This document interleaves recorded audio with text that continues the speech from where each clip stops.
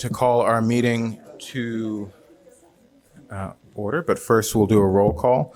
Councilmember Harris is participating remotely, and in accordance with OMA, she alerted me before the meeting and for a valid reason. So roll call, Councilmember Harris.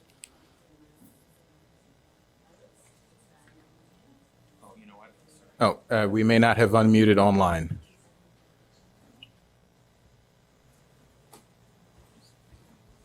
All right, we are now unmuted, and so for the record, I will state it again. We are going to call the roll. Councilmember Harris has stated that she is virtual and alerted me before the meeting in accordance with OMA. So without objection, we will allow her to participate remotely. So for roll call, Councilmember Harris. Present, thank you. Councilmember Burns. Here. Councilmember Ravel. Here. Councilmember Hedekadis. Here. Councilmember Reed, as chair, is here. We have a quorum. That brings us to our business. And the first order of business is approval of the minutes of the regular meeting of our February 5th, 2014 meeting. I'm sorry, 2024 meeting. Moved by Councilmember Ravel, seconded by Second. Councilmember Hedekadis. All those in favor, say aye. Aye. All those opposed, any abstentions? The ayes have it. That brings us to public comment. And I will read the public comment rules, which City Council Standing Committee, this is Rule 6.2.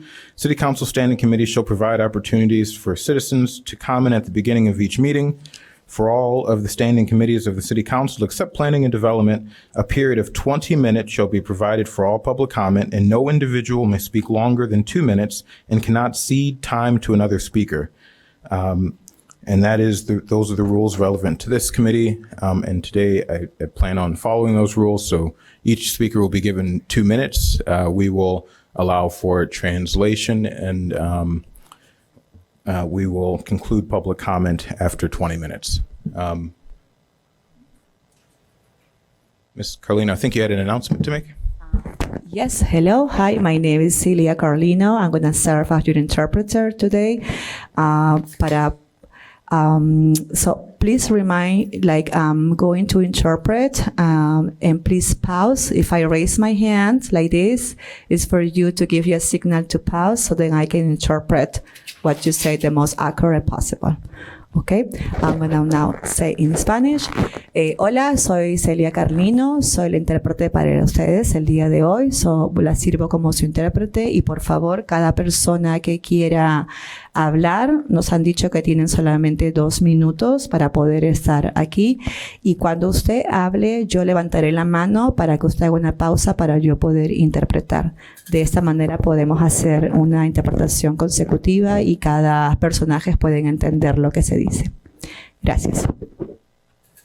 Thank you. I will say, since we have a 20-minute period, if you feel like what you wanted to express has already been expressed, please allow someone else to speak. So we'll start with the public comment list. The first person I'm calling is Adriana Gomez, followed by Alex Elliott, and then Kyle Campbell.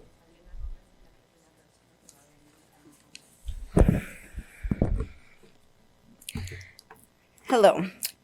We know small business owners are being negatively affected by the leaf blower ordinance, including my father, Alvaro Gomez, owner of Al Gomez Landscaping. Hola, mi nombre es Adriana Gómez. Nosotros estamos aquí porque tenemos we are here because you were speaking. Yeah, I'm speaking English, so yeah. As someone who is in favor of environmental protection but sees firsthand the impact this ordinance is having, I felt the need to speak up for the community that is being left behind. This ordinance has a clear and direct negative impact on our community of landscapers. It's easy for someone who didn't grow up with this lifestyle to say, times are changing. If you can't adapt, you have to look for something else. For my father and many others, this is our way of starting generational wealth in the United States. But big landscaping companies are now monopolizing their work due to this ordinance. Washington University in St. Louis shared that changing equipment is a big expense and the technology for commercial grade battery powered leaf blowers is still unproven. Oregon State University landscaping staff share that combination of high financial costs, uncertain environmental impacts, and potential risks to worker safety made a complete transition to electric leaf blowers unrealistic given the limitations. According to the University of Southern California, batteries had to be discarded and replaced every 4 months, and staff had to send them to Arizona for proper disposal. These were the results from universities. Now imagine a family-owned business in Evanston. Beyond the price, electric leaf blowers don't have enough power to remove wet leaves. The increased time required to remove wet leaves only increases noise problems, labor costs, and battery consumption. Thank you for your public comment.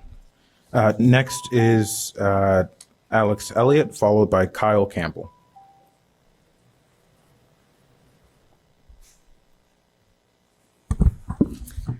Alex Elliott, 3rd Ward. The National Association of Landscape Professionals wants you to keep the leaf blower ban in place, or at least their safety guidelines do. That's because they recommend using OSHA, which recommends identifying workers' exposure to chemical and biological hazards and eliminating or controlling these hazards by physically removing the hazard, replacing it, isolating people from it, changing the way people work, or protecting the worker with PPE. Gas leaf blowers' chemical hazards include 3 top cancer-causing compounds. Biological hazards include particulate matter, which causes lung cancer and killed almost 50,000 people in the US in 2019. If the health and longevity of landscapers matters to you, protect them by keeping the ban in place. Work with them by forgiving their unpaid fines. Uphold your department's mission to protect, preserve, and promote wellness for people in Evanston by maintaining the ban on these dangerous gas and propane blowers. Thank you. Thank you. Our next speaker is Kyle Campbell.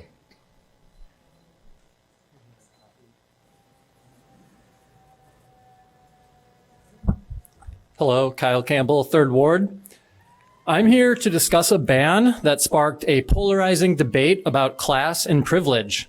This ban about who can do what in public discriminates along racial lines and is an overreach that will put mom and pop owners out of business.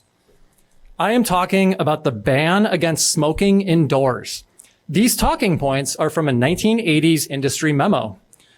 Tobacco companies paid to publish misinformation in hundreds of newspapers claiming that the public's health was their greatest concern.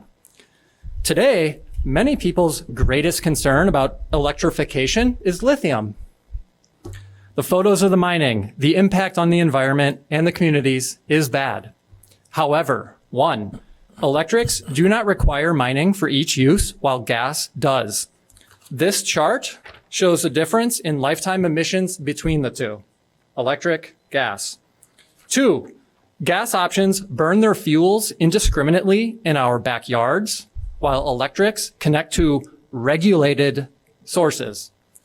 Tactics by tobacco companies transform public health debates into rants about anything but the facts.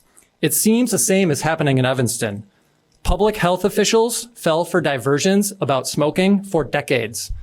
I hope you don't fall for them today. Thank you. Thank you. That brings us to our next speaker, who is Pedro Enriquez, followed by Clark Elliott, and then Nancy Shreenan. And if I can have folks line up as I call folks, to just be ready to. All right. Go ahead, sir.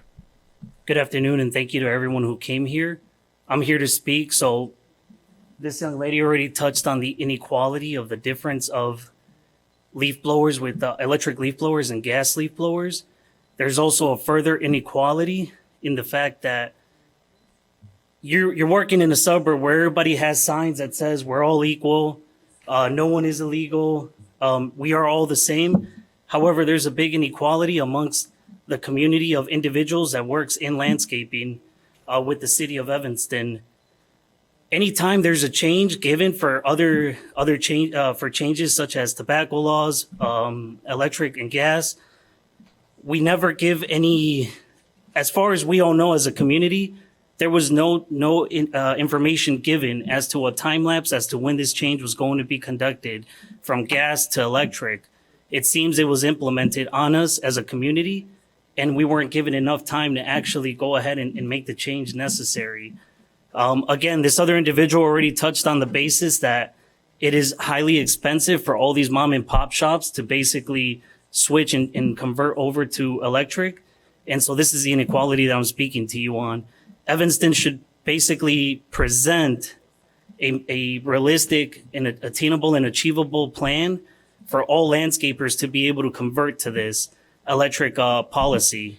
At the moment, it is an injustice to our community. Thank you. Thank you. Nancy Shreenan and then Clark Elliott.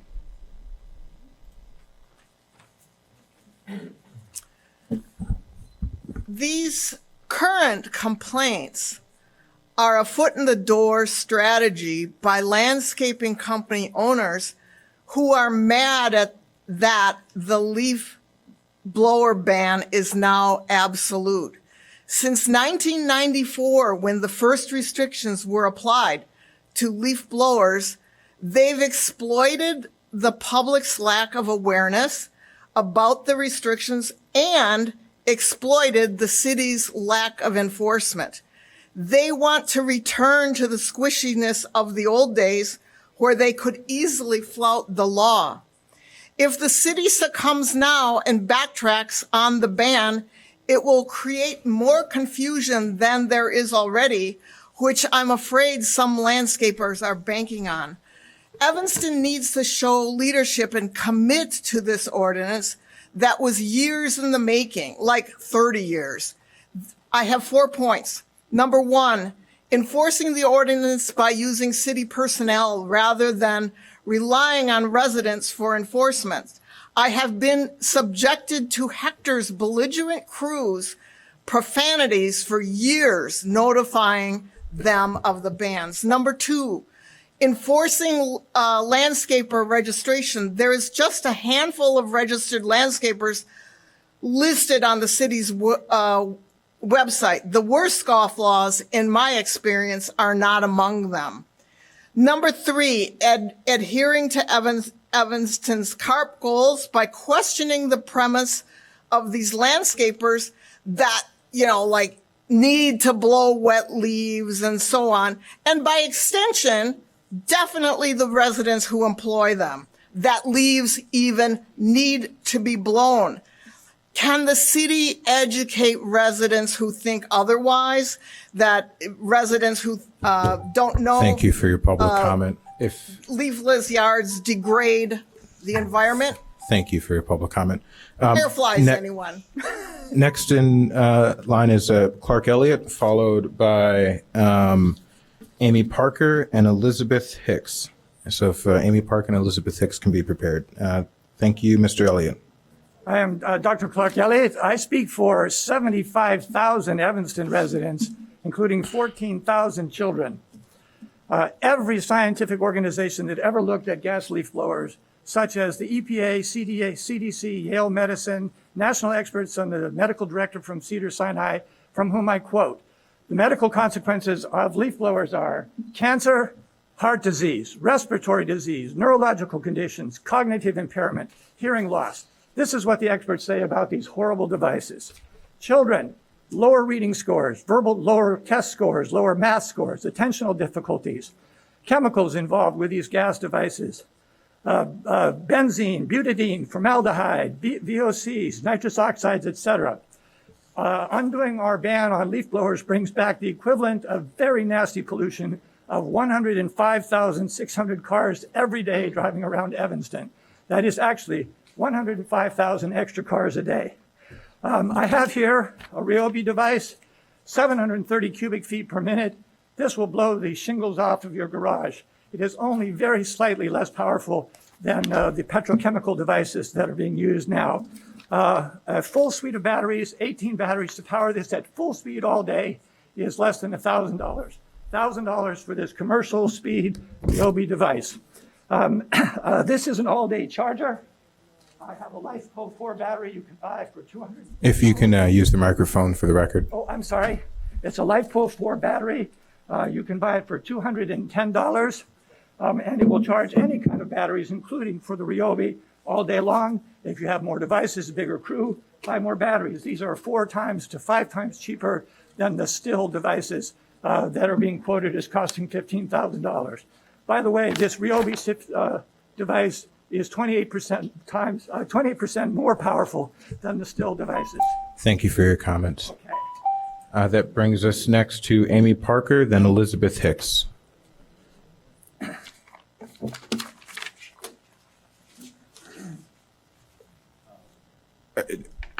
I just want to be clear. I see that it's plugged in. I would hope that it's plugged in, that it's not plugged in, and you don't plan on turning it on. No, thank you. Appreciate you. All right. Ms. Parker, I presume? All right. Thank you. Yes. Go ahead. Amy Parker, 9th Ward. Thank you for the opportunity to speak today.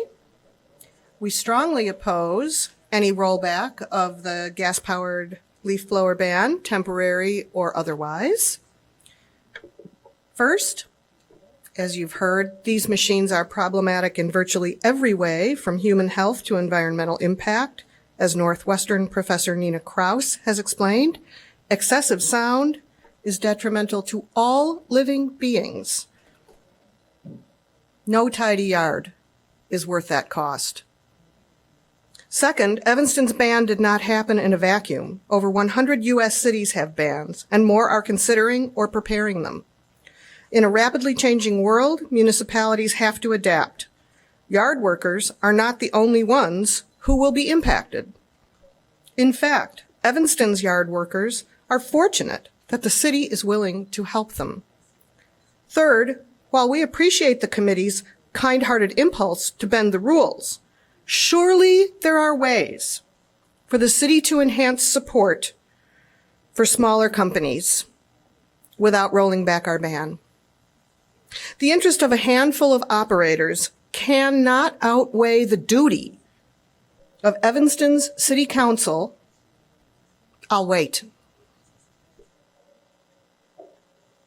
I'd like my time back, please. Your time is continuing. Evanston's ban did not happen in a vacuum, and Evanston's yard workers are lucky the city's willing to help them. Third, while we appreciate the committee's kind-hearted impulse to bend the rules, surely there are ways for the city to enhance support for smaller companies without rolling back our ban. The interest of a handful of operators cannot outweigh the duty of Evanston City Council. I'd like to finish, please. Thank you for your comments. No, because you weren't listening. Ma'am, Give me 10 more seconds, please. The next person in line is Mr. Elizabeth Reed. Hicks. I want appreciate- 10 more seconds, please. I appreciate your No, you your weren't comments. listening to me. I appreciate your comments. Ms. Hicks? I don't think you do.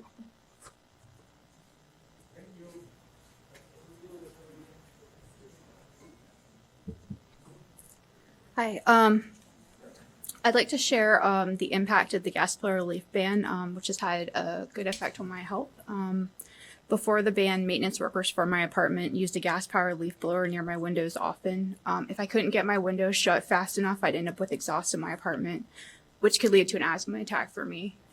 I have a vivid memory of a few years ago of one of these attacks. I ended up having to leave my apartment, my home, and go to a local business, Frio Gelato, where I was coughing and gasping for breath. It was terrifying for me. And I'm not the only adult in this town who struggles with asthma. There are over 8,000 of us. There are also about 1,500 children with asthma in Evanston. A good friend of mine has an adorable 5-year-old who is already having trouble with her lungs. My friend hears her daughter coughing and wheezing at night, and the next morning the child is tired and has bags under her eyes. Her daughter doesn't enjoy recess because she can't run like the other kids. One terrifying night, my friend's daughter had so much trouble breathing that they had to take her to the emergency room.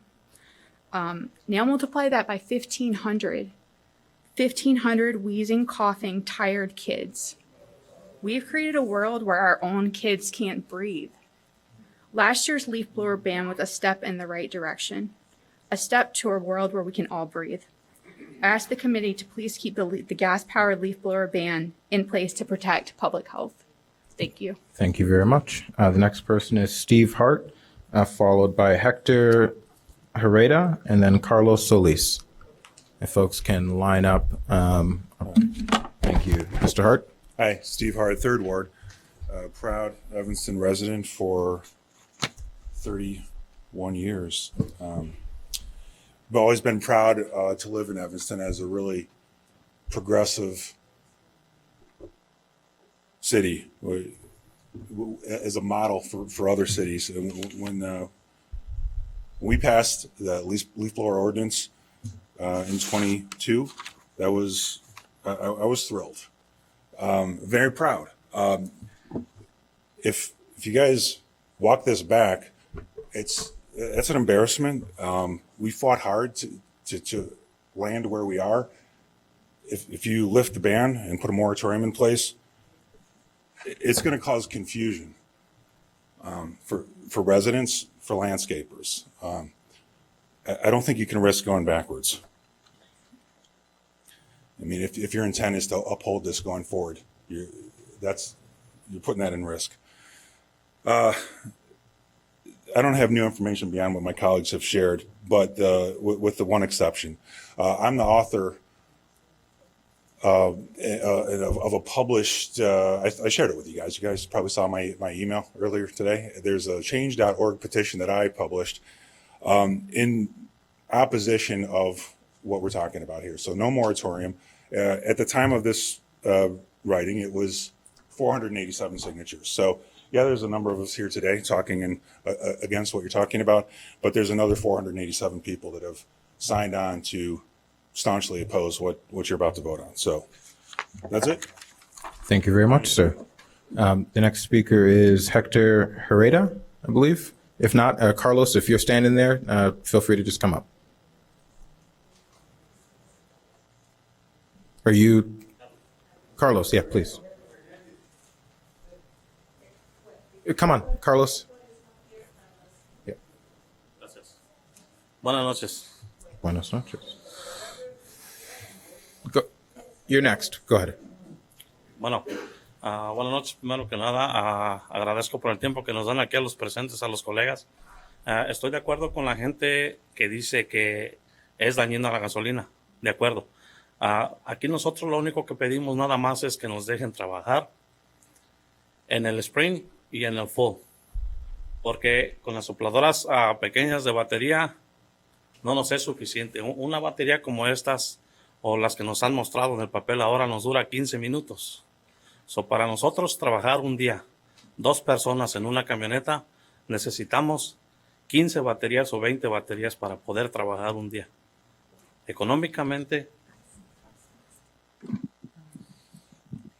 voy a decir lo que ha dicho y luego continuamos.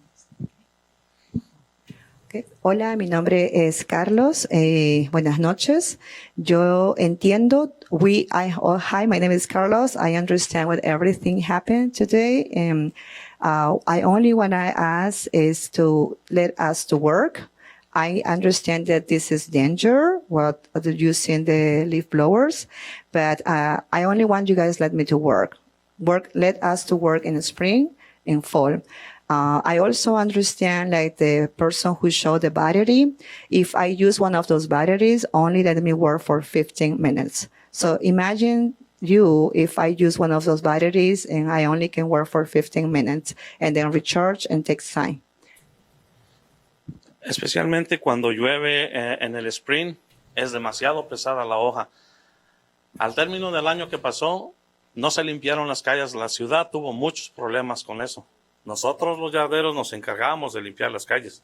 No pudimos hacerlo porque no tuvimos el permiso de usar las sopladoras. So, for example, last year in the spring, it was coming a lot of rain, and we were not able to clean the city so much because it's very hard and difficult. So we need the permission of the city to continue to do this work. Thank you. Okay. Gracias. Thank you. Next is Hector. Hector. Followed by Ruben, and then Ruben V, and then Jorge Rodriguez. No hablo inglés.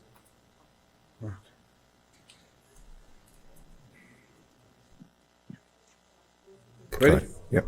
Okay.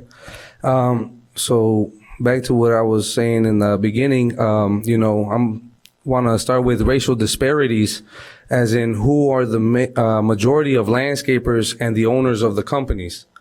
Also, who are the majority of the reporters with the Evanston demographics?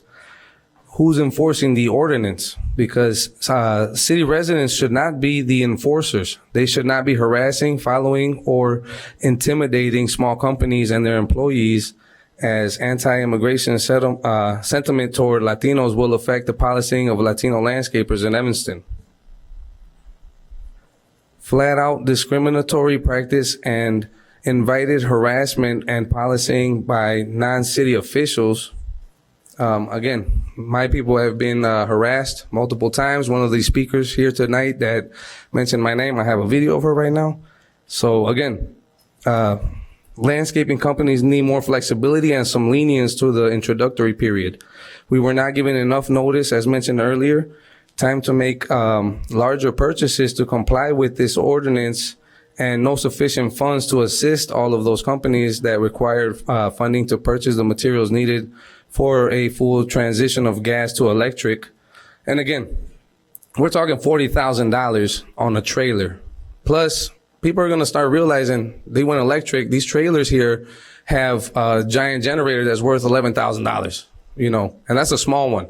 They're going to rip into our equipment. So now we got to, add some security into our trailers. Not only that, but how are we going to charge these electric generators? With a gas compressor? Is Evanston going to give us some type of gas station like they have for Tesla, but for landscapers that not even Tesla can use because it's for landscapers? How are we going to power all this? And again, the numbers are right there. Thank you for your comments. Thank you.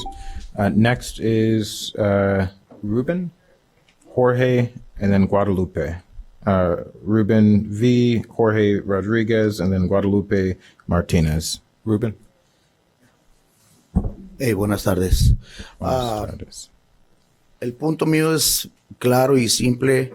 No estamos aquí para ir para adelante y para atrás con esto de la gasolina y lo eléctrico. Lo único que todos los compañeros estamos pidiendo aquí es que nos den 4 semanas para trabajar en el spring todo el mes de abril y 4 semanas para el fall, que es el mes de noviembre. Ya después todo el año se puede trabajar con las blowers eléctricas. Solo es para limpiar todo lo que es la hoja. Ese es el único punto que yo tengo. Thank you. Okay, hello. I'm just going to go straight. I don't want to go forward and backward. What we are only asking you is 4 weeks to work in the spring, 4 weeks to work in fall. After that, we can figure it out how to do the other jobs with electric. So just please support us. Thank you. Next is Jorge Rodriguez, followed by Guadalupe Martinez. Buenas tardes, mi nombre es Jorge Rodríguez. Pues solamente volvemos a repetir lo mismo. Queremos nada más 4 semanas al inicio en spring y 4 semanas en noviembre para limpiar la hoja, que es demasiado pesado, pesas sopladoras eléctricas. Además, como dicen aquí las personas que causan enfermedades de gasolina, pero ellos a lo mejor también no saben que la de electricidad nos va a causar a lo mejor algún día un cáncer, que a lo mejor no sabemos si es que nos causa cáncer, no sabemos quién lo ha estudiado, nadie sabe. Si es que pues les pedimos nada de favor que nos dejen trabajar 4 semanas al principio y 4 semanas al final. Es todo, gracias. Thank you. The same like my other partners. My name is Jorge Rodriguez. I only ask you to let me work for 4 weeks in the spring, 4 weeks in fall. Remember, when the spring comes, the rain gets heavy to the leaves to pick it up. So let us to work. The gasoline is, I hear is danger, but who knows? Maybe the electric too can provide also some danger too. Who knows? Thank you. Next speaker and final speaker is Guadalupe Martinez. Buenas tardes, mi nombre es Guadalupe Martínez. Igual, venimos a solamente a pedir de favor que nos ayuden a trabajar, hacer nuestro trabajo. 4 semanas en Spring, 4 semanas en el Fall. Quiero que los invito a que todos miren la ciudad de Evanston, cómo quedó este año. Nos pusieron muchas trabas, hay muchísima casa sucia. Si nosotros nos van a multar, les pido que también le digan a los residentes que nos ayuden entonces a limpiar, porque todas las personas que quieren, que ponen todas estas leyes son personas que no les gusta ni limpiar su casa, y estamos hablando de un Evanston limpio. Por favor, nada más les pido que los invito a mirar a sus alrededores, calles, casa, y miren que es demasiado sucio a comparación de los años pasados. Gracias. Thank you. My name is Guadalupe Rodriguez. The same like my other partners, please let us to work 4 weeks in the spring, 4 weeks in fall. I just wanted to you look around the city. If you see last year, many houses were very dirty to compare to other years. Or if you want to do some change, so then start speaking to the residents to help them to clean. There are many laws that you guys implemented, but if we have the support of the also residents, that they can help us and clean. And most of the time, people, they don't like to clean. So we are the ones who are taking this job. Thank you very much. Thank you very much. That will conclude public comment. There are a few other folks who are signed up, but we have past our 20-minute mark, and we've had an even number of speakers on both sides of the issue. Councilmember Hericares. I would like us to go past the 30 minutes. I think this is obviously, first of all, I want to thank City Manager Stowe and staff for arranging for us to have interpreters here.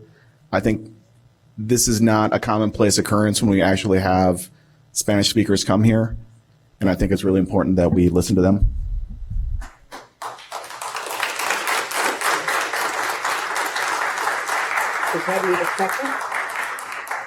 Thank you very much, Councilmember Hericares. Councilmember Ravel. I just would like to second Councilmember Hericares' suggestion. Thank you. May I have a motion to suspend the rules? I move suspension of the rules to allow for a longer public comment.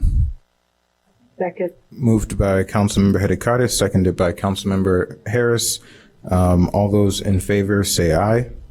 Aye. All those all those opposed say no. Although any abstentions, the ayes have it. We will continue with public comment. Next is, I think, Mario Herrera, followed by Michelle Redfield and Soledad Renteria.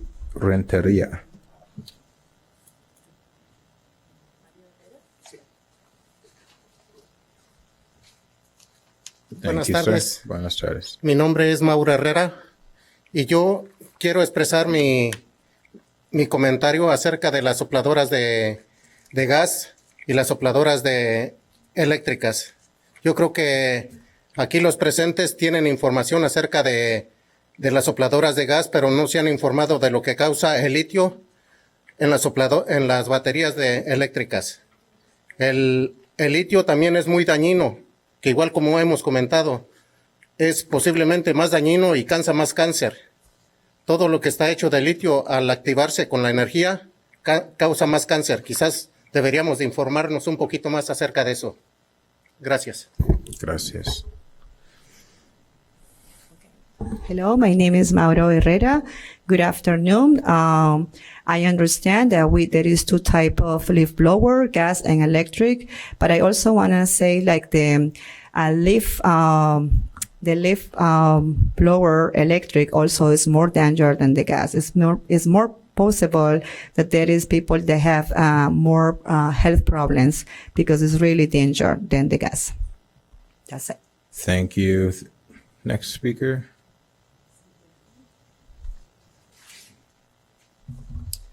Good evening. My name's Michelle Redfield, and I'm nearly a 40-year Evanston resident and also the co-chair for the Evanston Environment Board.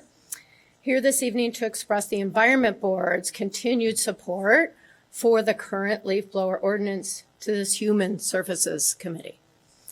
And also to share some of the reasoning. At our last Environment Board meeting last month, we received 14 very long-winded, logical public comments, and even more since then, from Evanston residents strongly in support of the leaf blower ordinance and also firmly against the rollback.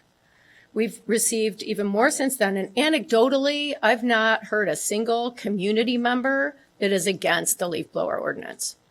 Among the reasoning for the support of the current ordinance is that gas-powered leaf blowers are a disturbing nuisance to the residents and emit pollution that harms humans, the air, and ecosystems. The businesses have had sufficient time to comply with nearly 18 months between finalizing the ordinance and the effective date. The electric-powered equipment is far superior in terms of worker health and safety related to noise levels and breathable emissions. We should be careful about establishing an ordinance and then rolling it back, as this is precedent-setting. Concerns that the business interests might be more important than the voices and interests of the Evanston community members and taxpayers, and concern that the aggrieved parties may not be registered businesses or have vested interest in the health and wellness of the community. These are just the reasons behind the comments we received. So it's fully understood that there are businesses that have a concern with the impact of this ordinance on their families and their livelihood. But instead of an either-or approach, either we have the ban or we don't, right? Let's have the city and the business community take a yes and approach, engaging with one another and together coming up with proposed solutions for how all landscapers in Evanston Thank you very to much. be both law-abiding and responsible Yeah. employers. The next speaker is Soledad Renteria, followed by Clifford Capone. Good evening. For the record, I am Soledad Renteria. I am speaking on behalf of all these landscapers. My father was a landscaper for 40 years. I'm pretty sure most of you guys have not been here more than 50 years. I've been here 55 years in Evanston. I've been seeing the changes. 1999, Evanston passed the law about new buildings, high sky, which got rid of the people with less money, 1999. So they pushed them over to the south side because they couldn't afford rent or nothing. Mostly Hispanics, Latinos, African American people, they had to move where the rents were cheaper. So Evanston, it only has wealthy people. Besides that, a year ago, Evanston decided to let go employees from the city that used to pick up the garbage and hire the recycling Lakeshore Recycling Services, big companies, leaving behind people from Evanston, workers from Evanston. And now this is on your book, this is on your table, this is on your computer, this is on your emails, leaving all these families without their days of work, without their money, without their work. These people are grandkids from grandparents that started these jobs here in Evanston. So what are we doing? These people are in charge of keeping your lawns clean, your lawns beautiful, your gardens, your parkings, your parks. These people are in charge of... Thank you very much. Thank you. I just need you guys to take that in consideration because you cannot just get rid of people Thank you you guys very don't much. even know. Thank you very much. The next speaker is Clifford Capone, followed by Felipe. and then Alvaro Gomez. Clifford Capone, Felipe, and Alvaro Gomez. If I can have folks line up. All right, I've called those names. No one has responded. I'm sorry, public comment sign up is closed. The next person is Enrique P. Enrique? Oh, go ahead, Alvaro. Go ahead.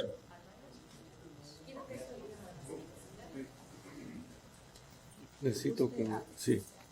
Buenas tardes, mi nombre es Álvaro Gómez, soy dueño de una pequeña compañía que tengo que se llama Ayal Gómez Landscaping. La última vez que yo estuve aquí, pensé que era la última, pero veo que las cosas se están siguiendo muy adelante. Pero lo que yo dije la última vez que estuve aquí fue que queríamos, porque entendí que alguien dijo que quería 3 semanas, que habían dicho que 3 semanas. Yo desde un principio les dije que yo quería desde marzo 18 hasta mayo 1, de lunes a viernes de 8 a 5 de la tarde, el sábado de 9 a 3 de la tarde. Pero estoy entendiendo que mis compañeros se conforman con un mes, está bien. Si ya no se puede más, denos el mes. Pero yo diría que necesitamos más tiempo. Más tiempo porque antes nos daban 3 semanas.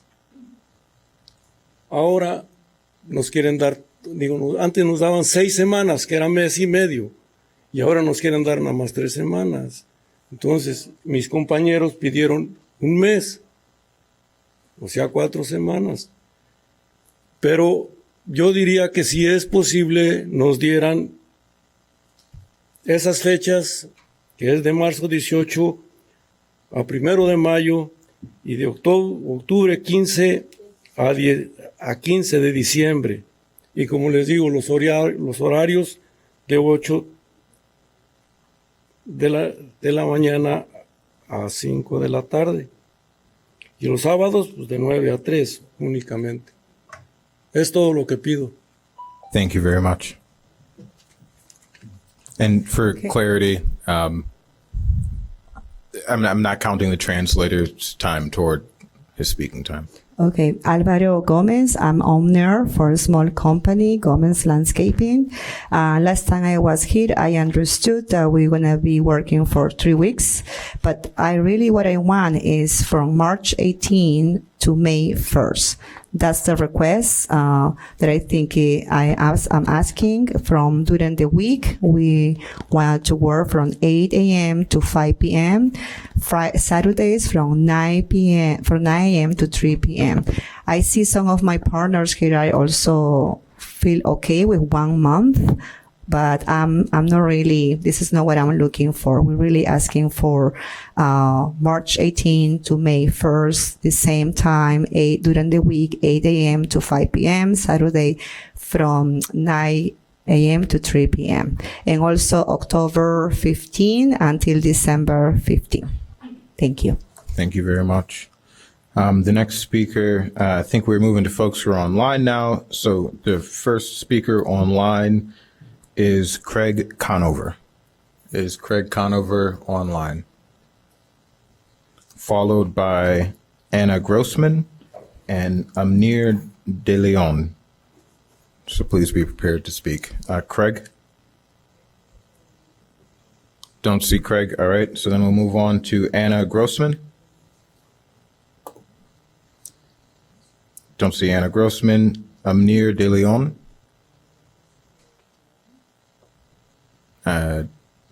Not online either. I'm sorry? Yes. Thank you. Hello, this is Yes. Amner De Leon. Can you hear me? Yes, go ahead. All right. I was just trying to take the video off and then the speakers. So my name is Amber De Leon. I run Blue Sky Green Earth, which is a landscaping company, a small business and landscape company out of New Jersey.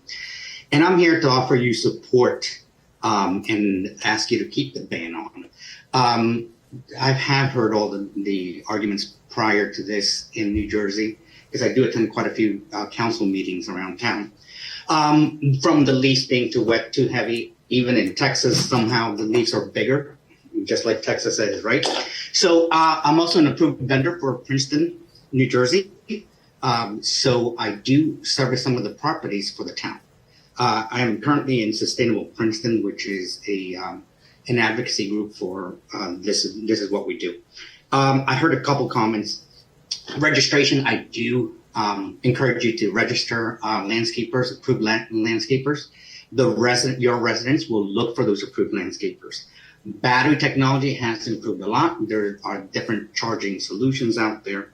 I am here to offer you my help in any questions you might have. I am fully bilingual, hablo español, entonces a los que escuchan por allá, esto se puede hacer. Yo soy una compañía toda eléctrica. Yo uso blowers in spring cleanup y también fall cleanup. What I just said is for everyone that speaks Spanish, that I am a fully electric company and that I'm here to help out. I do fall cleanups and spring cleanups with the blowers. Battery technology and charging technology is actually where the issue used to be, but the companies this year are definitely pushing out better charging solutions. You don't have to carry around a whole big trailer. There are different ways to work about it. You can extend battery life by training employees, and there are a whole bunch of different things that are involved in there. But I just wanted to lend my voice out there to use me as a resource to help you with your Thank you very much. Your time is up. The next person is Steve Hart. I'm sorry, Steve Hart. The next person is Robert, and I think this is our last public commenter. I don't know if it's Robert Beatty or maybe Robert Munoz. Can you hear me okay? Yes, go ahead, Robert. All right, so let me 2 minutes. tell you what happened to me this Saturday. I live on one of the main streets here in Evanston. I was out at 2 o'clock raking up the leaves because, as you know, it's pretty much a big job when you live on a main street. Lots of garbage, lots of trash. So I was using my 18-inch Ryobi electric blower. And guess what? The police showed up at my door. This is a great embarrassment for me because I'm a law-abiding citizen. And lo and behold, okay, I was breaking no laws. So it seems to me that part of your challenge is to, train and advise, give guidance to the people that are enforcing these laws. Second, let's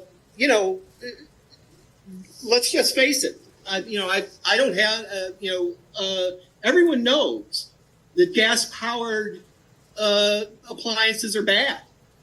And if you don't think that that's the case, stand about 4 or 5 inches behind the outlet, the gas outlet of one of them.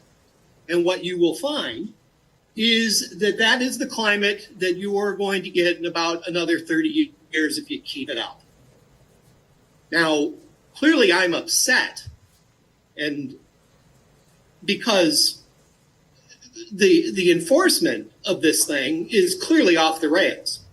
First, I've never had a landscaper. Second, I do all of this my own. I have 5 old growth trees. I'm out there quite frequently with a electric powered. Thank you very much. Your time is up. Thank you very much. Our next speaker is, I think that was our last speaker. Oh, yeah, yes. Anna Grossman, go ahead. Hi, good evening. Thank you so much. I'm calling in. Can you hear me? Yes. Okay.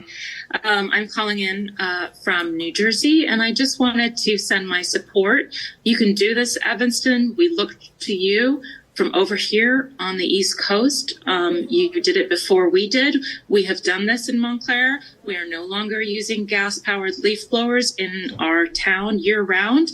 It has been something that has been applauded by the Department of Environmental Protection, in fact, awarded as an achievement in the clean air category.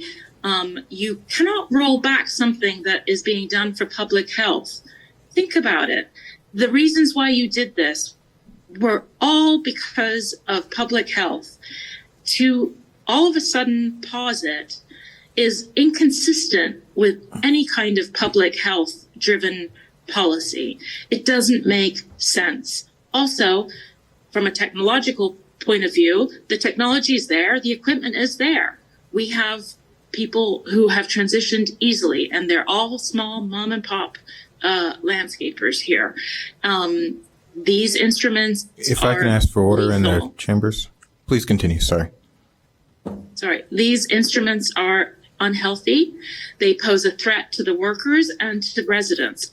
Children with asthma nearby are going to suffer from this, and it's just absolutely irresponsible to not stay on course with your huge achievement. You've made progress. Keep it up. We are looking at you, and we know you can do this because we're doing this. Maplewood's doing this. DC's doing this. Irvington is doing this. Larchemont's doing it. White Plains is doing it. Everybody's doing this. You have gas and oil lobbying you right now. That's what this is about. Stick the course. Thank you very much. With that, I believe public comment is concluded. So we will move on to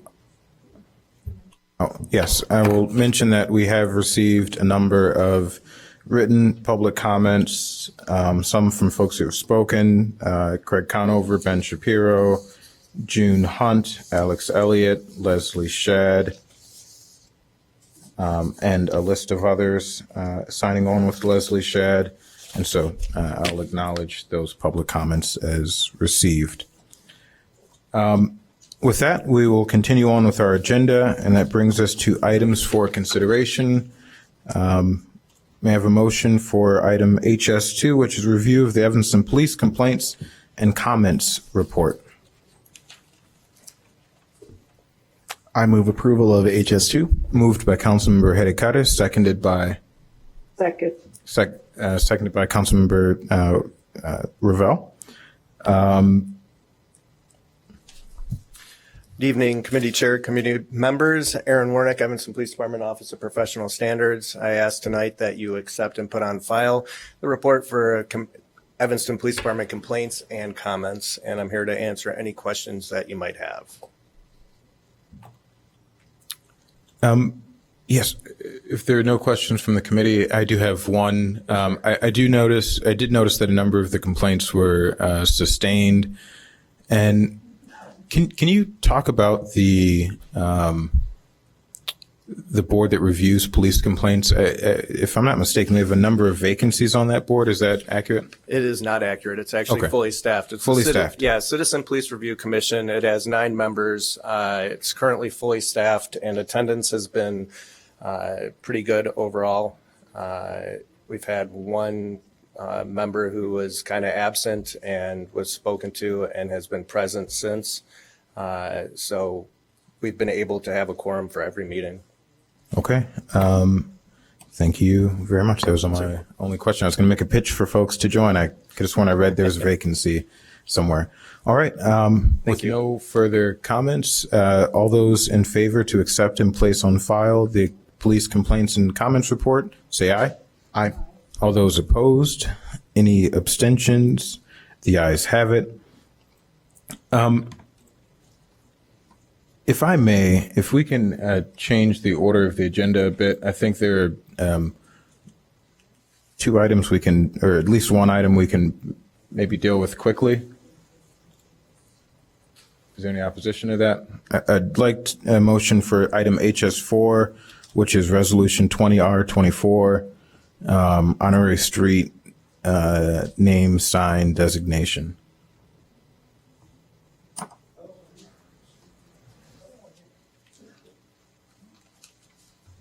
I move to. I would move to either Hold- table or hold. disapprove. I think it's very clear that he wants us to disapprove it. Yeah. So, I don't know what the right motion is. We can I ask think- legal.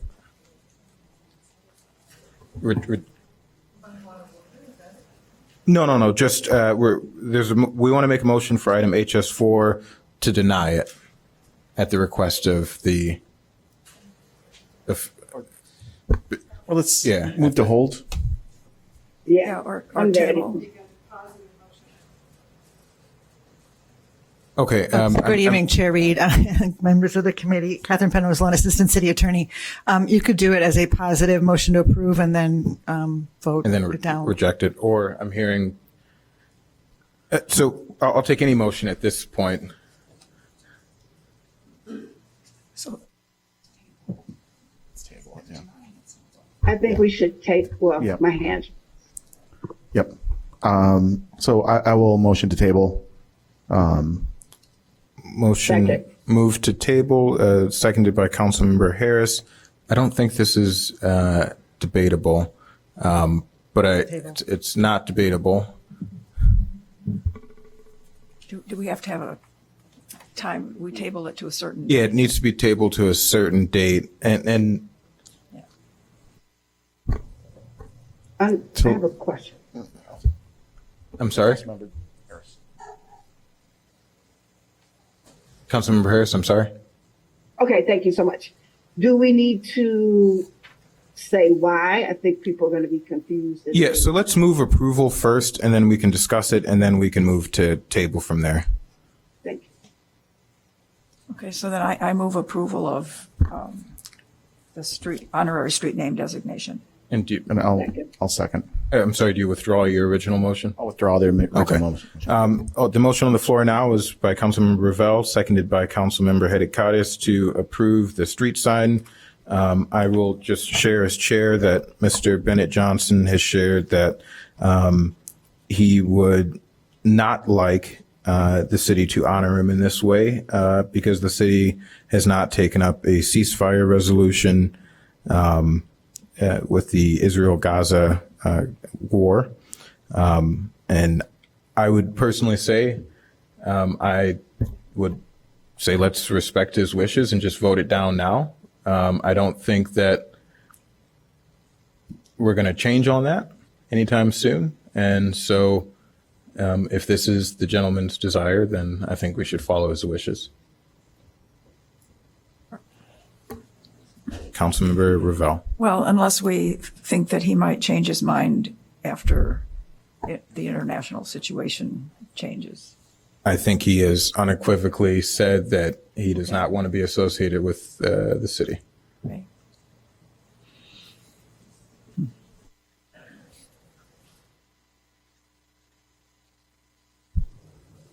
All right. Seeing no further discussion on this issue, may I have a roll call? And this is a yes vote would be to approve against the wishes of the honoree. No vote would be to follow the wishes of the honoree and not make this designation. Roll call starts with Councilmember Reed. So we can do a voice vote on this one. All those in favor say aye. All those opposed say no. No. All those, any abstentions? The nays have it. Resolution 20R24 is denied. That brings us to, we're going to go HS3 resolution back to the original order. HS3 resolution 21R24 authorizing suspension. And I think that is actually a misnomer, more deprioritization of the enforcement of City Code Title 8, Section 26, subsection 5, leaf blowers after April 1st, 2023. Should that say 2024?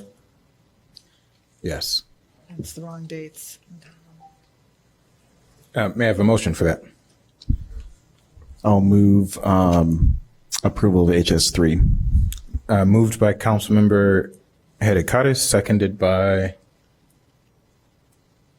Second. Seconded by Councilmember Harris. I will very quickly, thank you, Councilmember Hedekadis. I just do want to very quickly set the stage and then, without making personal opinions known for the discussion. There have been a number of claims made about what this is and what this isn't, and about the impact of leaf blowers, gas leaf blowers versus the electric leaf blowers. And I do want to clear up a few things. I've done some research, and this is from sources such as the International Energy Agency, the Intergovernmental Panel on Climate Change, the U.S. EPA, the U.S. Department of Energy. And I think it's clear there are some claims about the environmental impact of the gas blowers and particularly the battery usage. And so, and that was something I was curious about at the last meeting, and I dug into the data. And certainly we can say that the production of a electric leaf blower up front has a higher emissions, higher CO2 emissions than a gas blower. But that is primarily due to the battery. And we also know that lithium mining is, which 50% of all lithium comes from what's called as, I think it's the lithium triangle with Chile, Argentina. And we know that the water usage with lithium mining is quite intensive and causes concerns for the farmers and folks who are living in that region. We also know that cobalt mining quite often, or too often, uses child labor, and that primarily the cobalt is coming from Africa. But even with those upfront emissions in the production of an electric leaf blower, it is clear that based on the average CO2 emissions for energy sources, even including electric, that a gas leaf blower, when running for an hour, produces about 605 grams of CO2. An electric leaf blower, and this is using the national average. Illinois is actually a bit better than some of our counterparts and much better than a place like West Virginia. But the average emissions from using an electric blower for an hour is 133. So 605 grams of CO2 emissions to 133, with about 75 to 100 kilograms of CO2 emissions for the production of the electric blower. So it's clear that in the long run, the electric blower, especially in a commercial setting, in just a few months, far offsets the upfront environmental emissions when compared to a gas blower, and particularly over its lifespan. The next concern, so I think the environmental concern is clear. There were some concerns raised. I've heard it tonight again, but the research is clear. The electric blower, even with the upfront emissions, is far better for the environment than the gas blower. Then the next concern is ecological. I think it's quite clear that that the blowers, period, whether it's electric or gas, are not great for our environment, and that they destroy the natural habitats of various critters that are necessary for a functioning ecosystem. As was mentioned, the lightning bugs. The next is another clear issue, which is public health. We know that the gas blowers emit harmful carcinogens and other particulates that are harmful both to the worker who is exposed to them potentially 8 hours or for several hours a day, and certainly to the folks who are passers by when this work is done. So there's a clear public health concern. and, if you will, environmental justice concern with the workers who are subjected to this. And so I think the debate around those issues is clear, and I think what that leaves us with is an equity discussion about how do we enact this policy without putting it solely on the backs of folks who are, struggling to make ends meet, potentially, who are looking to build generational wealth, who are looking to make sure that they can provide for their families. And so I think that is where our discussion and the heart of the conversation should focus today. And so with that, I will turn it over to Councilmember Herrera. Thank you, Councilmember Reed, and I appreciate your comments about the situation. I might have said this last time. I have a lot of thoughts. Where I'm going to start is what we're trying to do here. Climate action is something we really need to take seriously. And to do that, we have to work together. One of the things I've been fairly frustrated during the last few weeks is the lack of collaboration and the lack of listening from both sides of this debate. I thank everyone for coming here. I think I'll just say it, city government does not do a good job of reaching Spanish-speaking people in this community. This is one of the first meetings we've had with an interpreter here. And frankly, most working class people don't have time for this, right? They are working, probably, both partners probably have jobs, right? Raising kids. People make big sacrifices to live in. Working class people make big sacrifices to live here in Evanston. So what are we trying to do?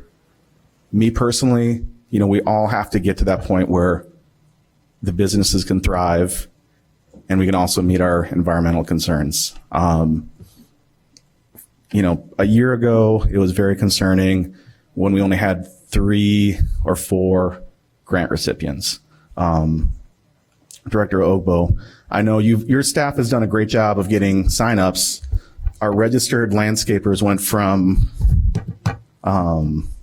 maybe like 5 to what were the numbers on that, if you can share? Yeah, 15 to currently 45, 46 registered landscapers. So we're making progress.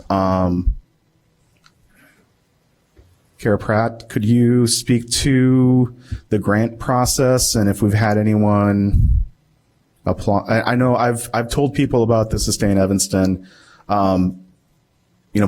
We haven't had the engagement and the buy-in with the leaf blower grant. I know there's only between 4 and 5 recipients, and we've spoken before that Sustain Evanston has a broader, more open grant process. Have we received any landscaping company grants applications? Yes, good evening. I'm Kara Pratt, the city's Sustainability and Resilience Manager. My team runs a Sustain Evanston grant program, which is grants up to $25,000 for any efforts related to our climate action and resilience plan. This is the second year that we've had this program running. Last year, we did not have any applications from landscaping companies. This year, so far, we've had 3. We haven't yet awarded any grants, so I can't yet share who those applicants are. But if anyone is in the audience who would like to speak with me about this, English o Español también, in our website, you can sign up for a time to talk to me about this. And we're eager to work with you on any project related to our climate action and resilience plan for Evanston-based registered Evanston businesses.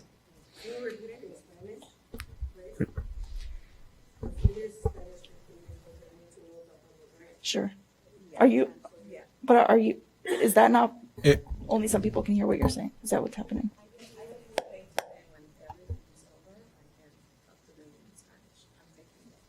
Okay. But shortly, tenemos un programa de becas hasta $25,000 y sería para cualquier programa relacionado al cambio climático en nuestra ciudad, pero solamente para los negocios registrados en Evanston. Entonces, si tienen preguntas, voy a estar aquí toda la noche. Si tienen preguntas, me pueden marcar o podemos platicar. Gracias. Thank you, Kara. Thank you. The other thing I just want to touch on, I think I will make a plug for our community responder program that's starting this summer. It's my personal feeling that deputizing citizens to take pictures and videos of landscapers is extremely problematic. It really does not lend itself to a healthy community. And unfortunately, I really think if we would have had community responders, this is the type of thing they are here for. Perhaps if that would have been in place last summer, we'd have had more education, registrations, grant applications, and we would not be in this spot. But I feel like we jumped ahead we moved forward without having that in place. And I know a lot of people were frustrated because they would call and say there's, violation. Why don't you have someone here right away? We have limited staff. It's almost impossible for one person to cover the entire city. So I'm confident as we roll forward with the responder program, this will not be as problematic. I just want to share that, we're not going to roll back the ban. What I'm in favor of is having a 3-week moratorium while we figure these things out, because we really want people to move forward and we don't want to be punitive. The thing that upsets me a bit is when people hear that there are small businesses, and I've talked to a bunch, some that have already converted, some that are, I've talked to people who have crews using rakes, right? They're trying everything. And, with inflation and everything going on, it is hard to make ends meet. And people this is their business and livelihood. It's not as simple as just making one change. They have to figure out how this affects their bottom line. And so I'm in favor of a 3-week pause, while we get the 45 registered, landscape companies working with us to get the grants. This is, I'm going to say, just for, Evanston-based businesses. So, we're not funding Skokie-based or any, this is for Evanstonians. So I'll take a pause there. Thank you, Councilmember Hedicadis. Any further comment? If not, I'm Councilmember Burns.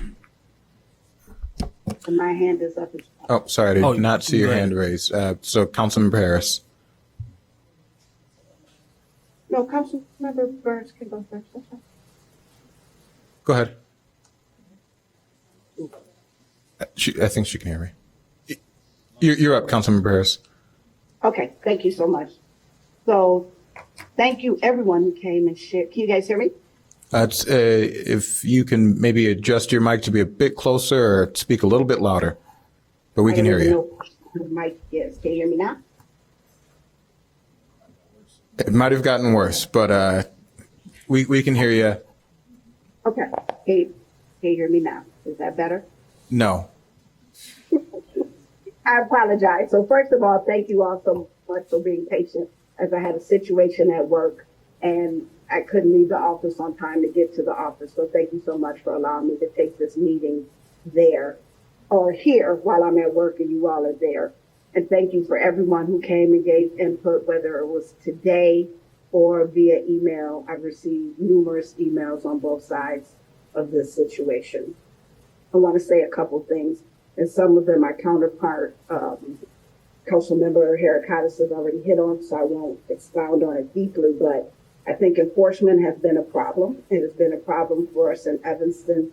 We jump into things, and then we kind of have to backtrack instead of making sure as a council that our staff is prepared to fulfill what we're asking them to do. And we did roll back for our bags and for our stores because we moved quickly and weren't ready to enforce that. So enforcement has been a problem for us. Using the community responders to help work with our landscapers, I think is very important. I do not want this to be a police enforcement. As one of our residents today said that he was embarrassed. Somebody called. Our police didn't just stop by.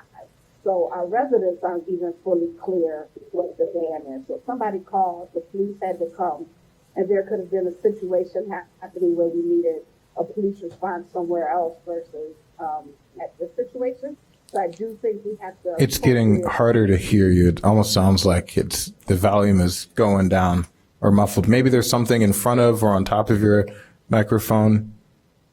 Can you hear me now? Your sound, it's the worst it's been.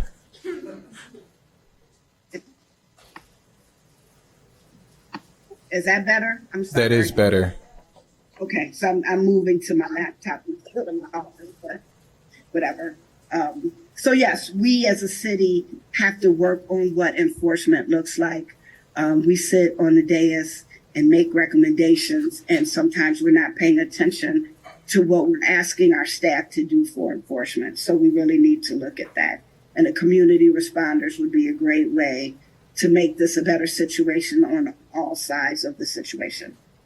I think the environmental concerns, as mentioned, we don't know, or we do know some of the implications of these batteries. They go into landfills as well, and it becomes problematic. That's later down the road, but we still need to think about that. That's going to be an issue. I agree with the pause and making sure that we do this right. I don't believe that we should roll back the ban. Again, as Councilmember Heracottis has mentioned, I think our grant it has to be only for Evanston businesses. As we know, other businesses come here. They have to figure it out if they're not part of our community, how to better get the equipment that is necessary. I've said this and I'll say it again, and people agree and disagree, but going green is a place of privilege, and it is becoming an issue to me as a minority that everything that we want to do green has an upfront cost that is pushing minorities out of businesses, out of renting, out of different areas. And we need to make sure that if we're going green, that we're sharing the green with people who wouldn't be able to afford it, because green is a place of luxury and a place of privilege. Our residents, so that's that point. And then my last point is, out of privilege, people are going up to landscapers and making them feel uncomfortable. We have to get away from that, Evanston. Your privilege does not, if somebody's doing something wrong, you need to follow the process and the policies that we have and not go up to people and take pictures and tell them what they should do. Most of us are adults, and we need to do the right thing. But respecting each other is the way to make this happen and happen appropriately for everybody. I yield back. Thank you. Thank you, Councilmember Harris. Councilmember Burns. Just wanted to start off with a question for staff, Kara. We extended the single-use plastic checkout bag deadline, right? That deadline was extended at least once. Yes, until January 1st of this year. And then Fair Work Week, we also did it with Fair Work Week, or no? That was also extended, right? The deadline. How are we?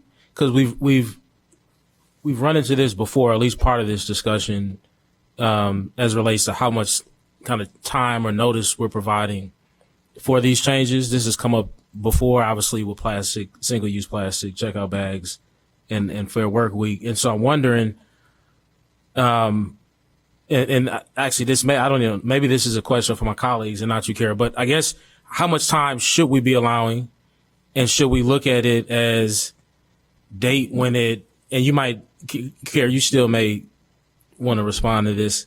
Sorry for being confusing on that. Are we supposed to be looking at the date when it passed and then the date of when it went into effect in order to determine how much time we're allowing people to prepare for it? Or are we looking at the first time it was noted? Should we be looking at the first time the issue was noticed on an agenda and then the date it went into effect? But I think it's important to think about that, everybody up here, and then also Kara as somebody that's going to be leading us in implementing new policy that's going to impact businesses and the business environment. It's meant to. I mean, it really is. Like, that's what it's supposed to do. And the question is, like, how can we as a city best, create subsidy programs and other resources to help people transition to it? But it is supposed to disrupt the market, right? And so I think obviously it's done that, but so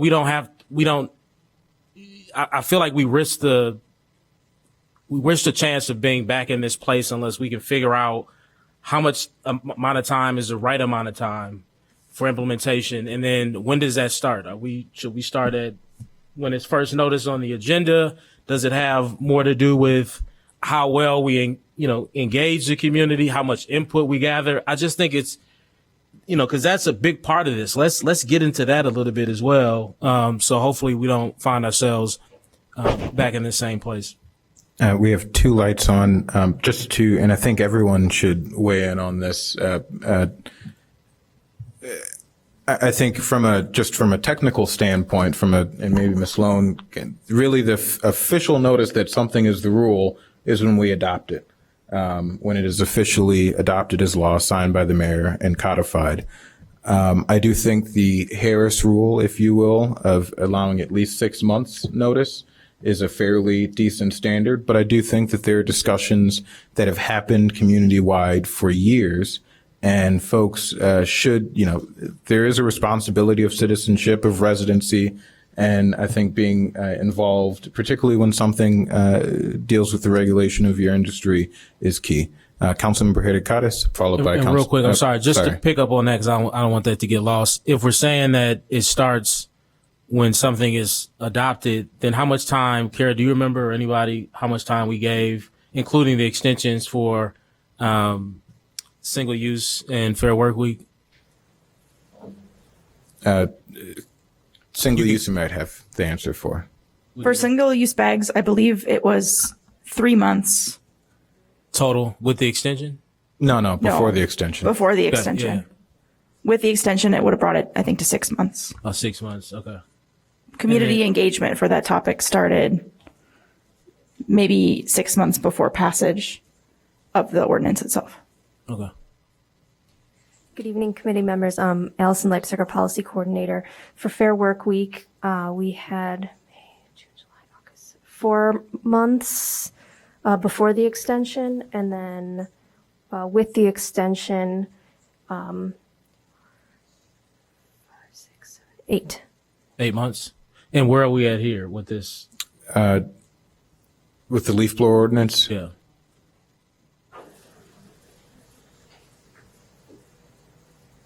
The community engagement for the leaf blower ordinance predates my employment. I believe it began in 2020.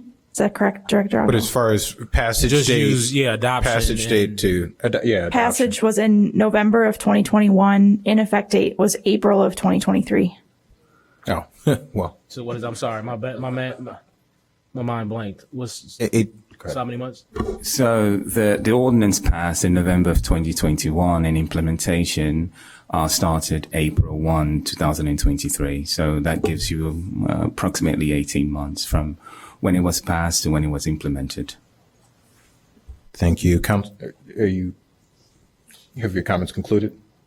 Yeah, and I guess if we know it's 18 months versus 8 or 6, then the question would be, then what is the quality of the engagement, and is there a certain amount of input that we need to get from people before we feel like enough people are aware of what we're trying to do? Because we can notice it and people will write about it, right? The media certainly wrote about this. And I'm sure people, circulated it through social media. But if there's something else we're not getting at, we need to eventually identify what that is so we don't find ourselves back in the same place. Thank you. Whether people come out or not, because it's great people are coming out, but it's possible that when we do these things, it impacts people and they're not as they can't get as quickly organized as this group have. Hats off to everybody in here, but I think we just need to standardize this a bit and figure out what is the right amount of time and what type of engagement are we looking for before we feel like we've given enough time. Thank you, Councilmember Burns. Councilmember Hadikotis. So one of the things I had asked from staff from Public Works, just some numbers, our staff has finally converted the majority of equipment to electric at a cost of $36,500.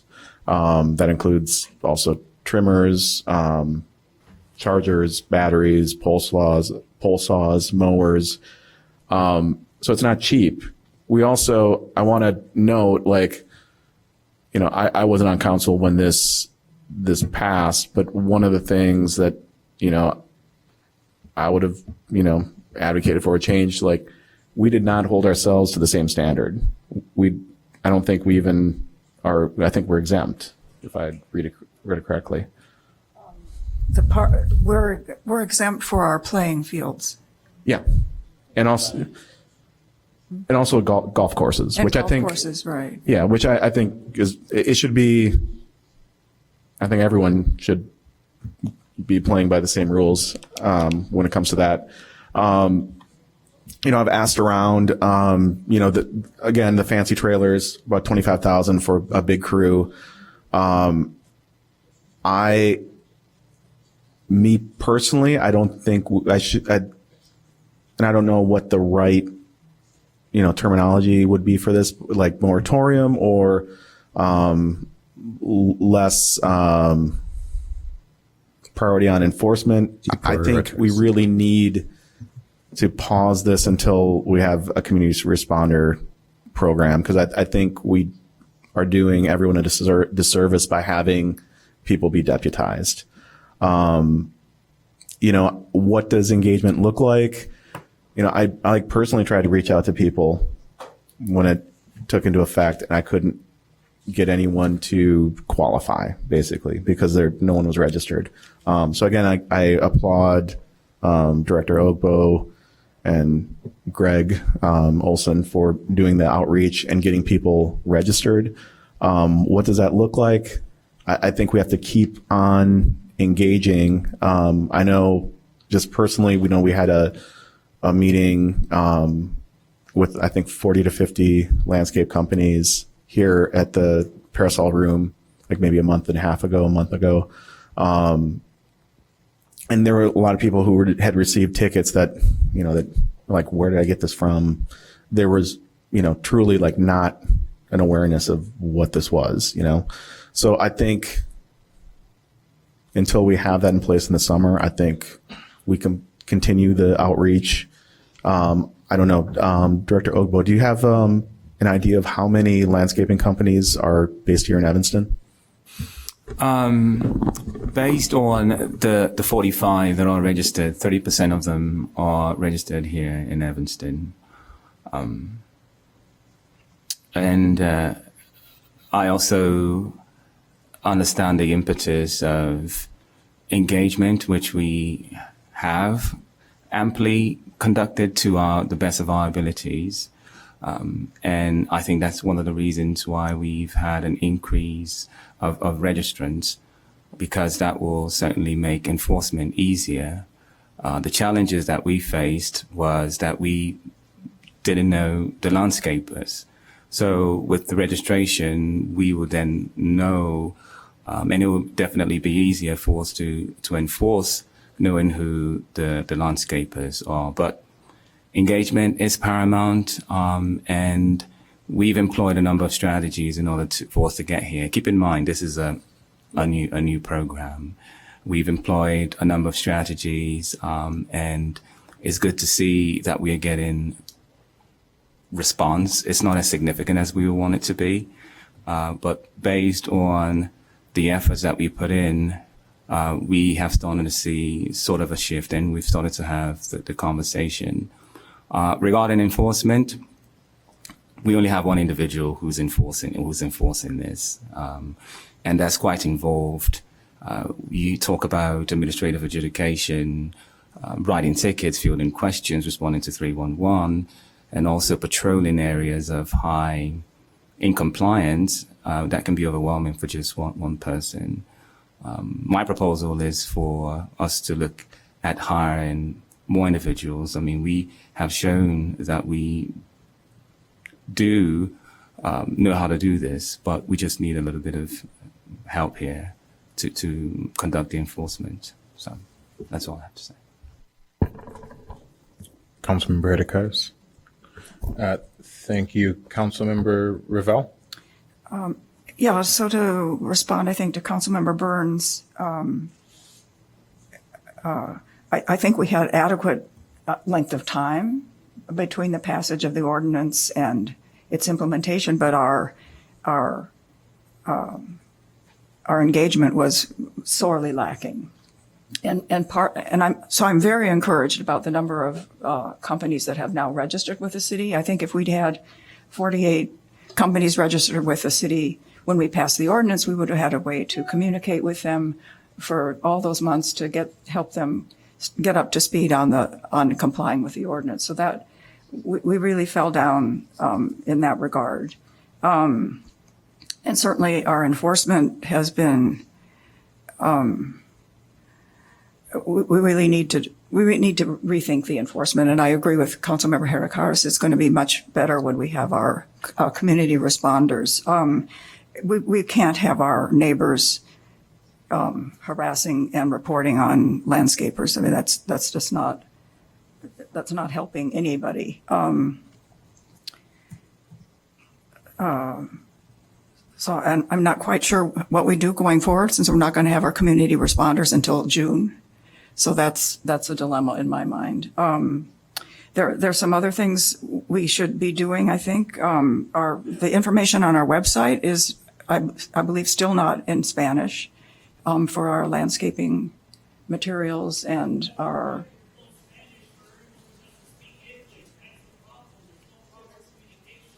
If we can... Actually, there's a toggle on the website. I think the person outside said there is miscommunication. There is no any way they can know because there is no any translation in Spanish. Yeah. Right. So the website is designed in a way where there's a toggle on the upper section of the website that converts English into Spanish. Oh, okay. So any of the material on our website that will do that? Mm-hmm. Okay. And the registration form for landscapers and all that, and okay, and our city code. Not the city code. The city okay. code is not translated in Spanish. Right. Okay. Because I don't know. Do we have a Spanish version even of our landscaping ordinance? Yeah. No. Okay. Well, that would be good to try to get that in place. And certainly it sounds like we're going to be making it much easier for companies to apply for our Sustain Evanston grant program, because I think it was complicated for companies to hear about the previous grant program. As we think more about you want to say something? Sorry to interrupt. Our city code it has the same toggle. You can read the city code in Spanish and in many, many languages. Great, thank you. So as we try to have more community engagement to help our landscaping companies understand and comply with the ordinance, part of our education should be with our homeowners to help them change what they have in terms of their expectations of their lawns, that they don't have to have, everything pristine. We need to emphasize leaving the leaves, because the leaves are beneficial in the gardens, to put them in the flower beds as opposed to blowing them away and carting them away. So there's really a lot that we need to do in terms of community engagement. And we also should think about a program to help recycle the batteries for the electric equipment. that I think is a really important, help complete the whole picture of how we're moving forward with this whole effort. But it's encouraging to hear that it sounds like the electric equipment is getting strong enough to really do the job. It's just a matter of getting the equipment in the hands of our landscaping companies. It's not non-trivial, but, so anyway, we heard, I think, pretty, significantly from a number of residents about the health consequences of using gas-powered leaf blowers. So I think we need to pay attention to that, and that's why I'm going to be a no vote on the moratorium. Thank you. Councilmember Hericares. I guess this question is for staff. Now that we've started the engagement, I would personally volunteer to be a member of a task force to do education and also put people in touch with resources. One of the things I think we need to be better about is centering the Spanish speakers and the Latino business owners. I don't think anyone likes being dictated how to run their business. So I think we have to be mindful to have a space where, we have interpretation. I know there are some Latino businesses that have already converted to using electric. We can try to put everyone in touch to kind of demystify and share information about the logistics. So I know we had the big meeting. I can try to be a conduit to keep engaged with those folks going forward. But I think that would be a great use of time. I think everyone was really appreciative of the staff time and the feedback that you guys all heard, and what you guys being there and listening. So I'd be up for helping out with that. So thank you, Councilmember Hericares. I'm gonna jump in. Well, actually, go ahead. Go first, and then I'll go. I'm happy to move this forward to council. I've not made a decision on where I will end up, but I do think it's an important enough issue to where the full council needs to consider it. As a council, we also have the ability to appropriate funds. I'm not even sure if the $3,000 program still exists, or if it's been discontinued, or if we need to expand it, renew it, et cetera.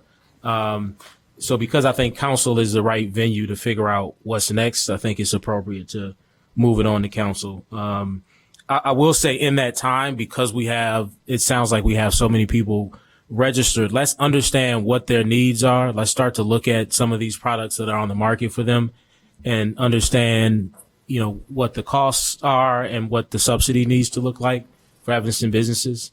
And hopefully by the time we discuss this at council, we can have that information available, so we know, so we have the ability to explore all of our options. That's all, Chair. Thank you. Thank you. With that,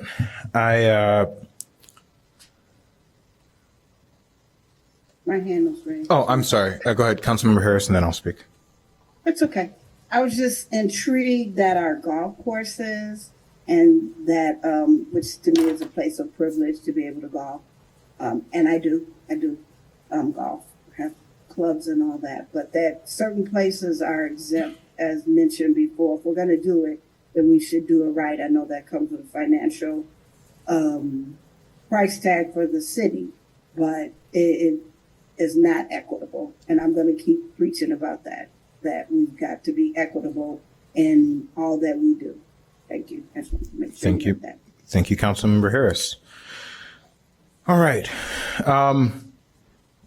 Well, I will state where I am on this, and then I have a few motions that I've emailed to all of my colleagues to make to amend this.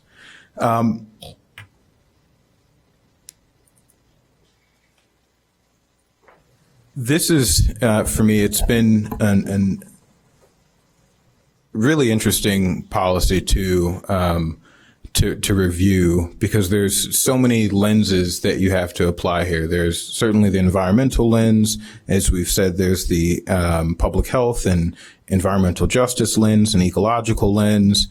And so, and as Councilmember Harris and others have said, you know, we don't want to pit environmental issues versus equity issues. And too often, those environmental issues do fall on the backs of those who are least fortunate. But in this instance,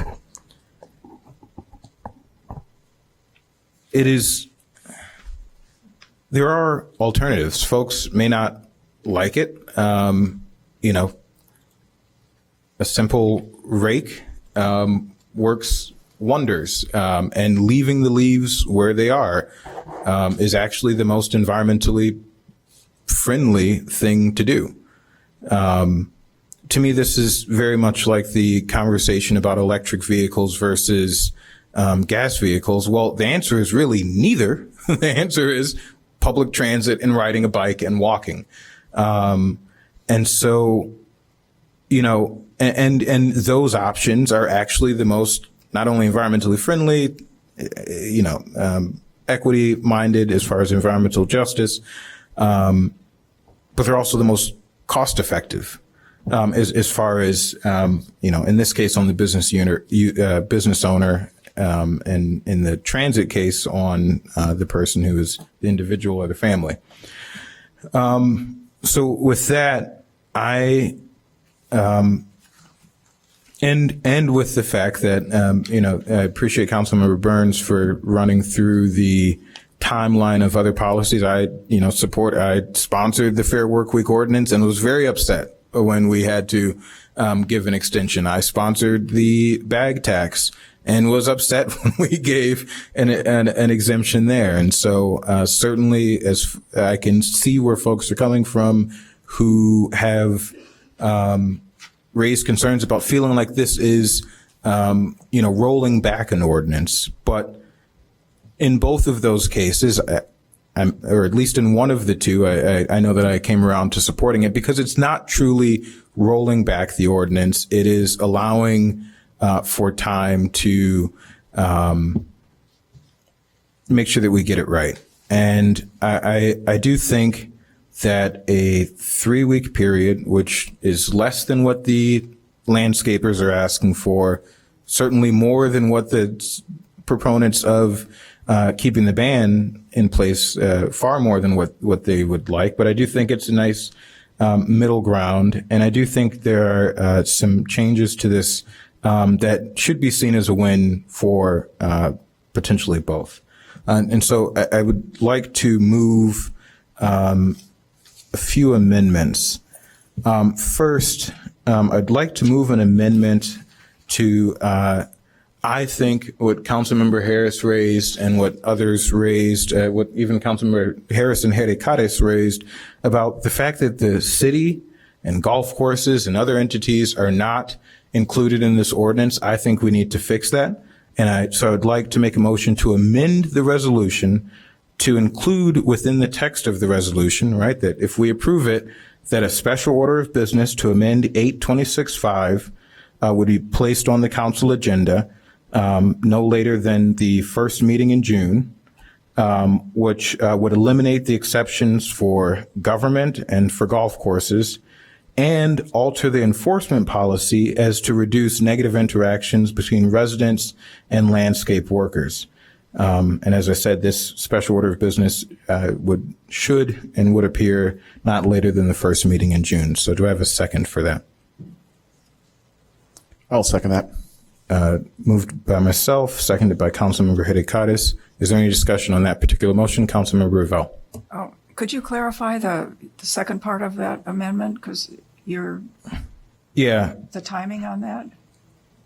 The special order of business would appear for action not later than. Right, but. I'm sorry, I should have said for introduction. Right, but in terms of temporarily deprioritizing. Oh, no, that's not what I'm moving right now. It's just number 3 is what I'm moving at this moment. Okay. Yeah, the updated number 3, the second email. Okay, thanks. So if there. I have unreadiness. Oh, okay. Councilmember Harris. Yes, thank you. So I'd like to know from staff, just more information on why that is and what are the implications. And again, for ourselves, we need to have a time period. We can't say tomorrow and then we can't have our operation. So I don't know if the city manager or somebody else could speak to that, what that means for us as a city, changing that. I'm in favor of it, but I need to know the implications. That's what we don't do well. Thank you. Is there a city manager Stowe or someone from staff who can address that? And I do want to be clear that my motion is not saying that the day this, if this passes and we get the special order of business, and that I'm not saying that it would take effect immediately, but what I'm saying is that we update the policy and we could set the guidelines for whether it's 6 months out, 18 months out. But if there's a staff response or. Right. I'm not entirely certain why the baseball fields were excluded, but I can gather that information, particularly from Manager Public Stowe Works. is there. Okay. Well, and again, Councilmember Reed, I don't want to set a policy that we have to keep going back and forth. I want to do it right the first time. So I'm not going to agree until I really understand those implications. And I don't want to come back and say 6 months, 13 years from now. I'd like to get as much information before we vote on it. If I can clarify that, certainly that would just be placing a special order of business. If the resolution is approved by council, this would place a special order of business on the council agenda for June, and everything would work through essentially the normal process. Council would be able to review information when it's for introduction, and then continue to review information when it's for action. If we wanted to, we could table it for longer. So this would just be putting it on the council agenda, definitively saying, hey, we are going to review this policy and why we made these exemptions. Manager Stowe, oh, sorry, go ahead.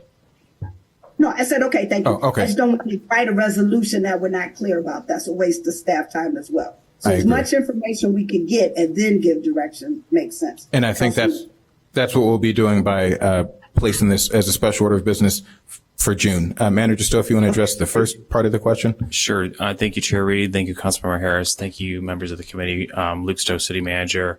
I think that we would support bringing it back sometime in late May, early June to have that discussion and have Public Works give them ample time to be able to share additional information. All right.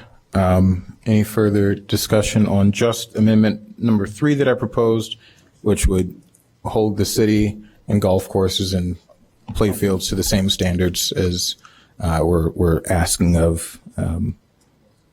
Oh, I'm sorry. I got lights on. Councilmember Revelle and then Councilmember Hidekadis. Well, just to, I think we'll obviously hear from Canal Shores when we have this discussion at council, but as I recall, their reasoning for wanting the exemption was the areas of play. It's not the whole golf course that's exempt. It's just what they call the areas of play that need to be well groomed for the golf players and the golfers, and the equipment truly is not up to handling that vast amount of area to be. Maybe it's gotten better in the last 2 or 3 years since we heard from them, but we'll have to hear from them again. Thank you. Councilmember Hidekadis. So I think when I spoke with Public Works, I think one of the concerns was sourcing the blowers when this was first passed. When I'd had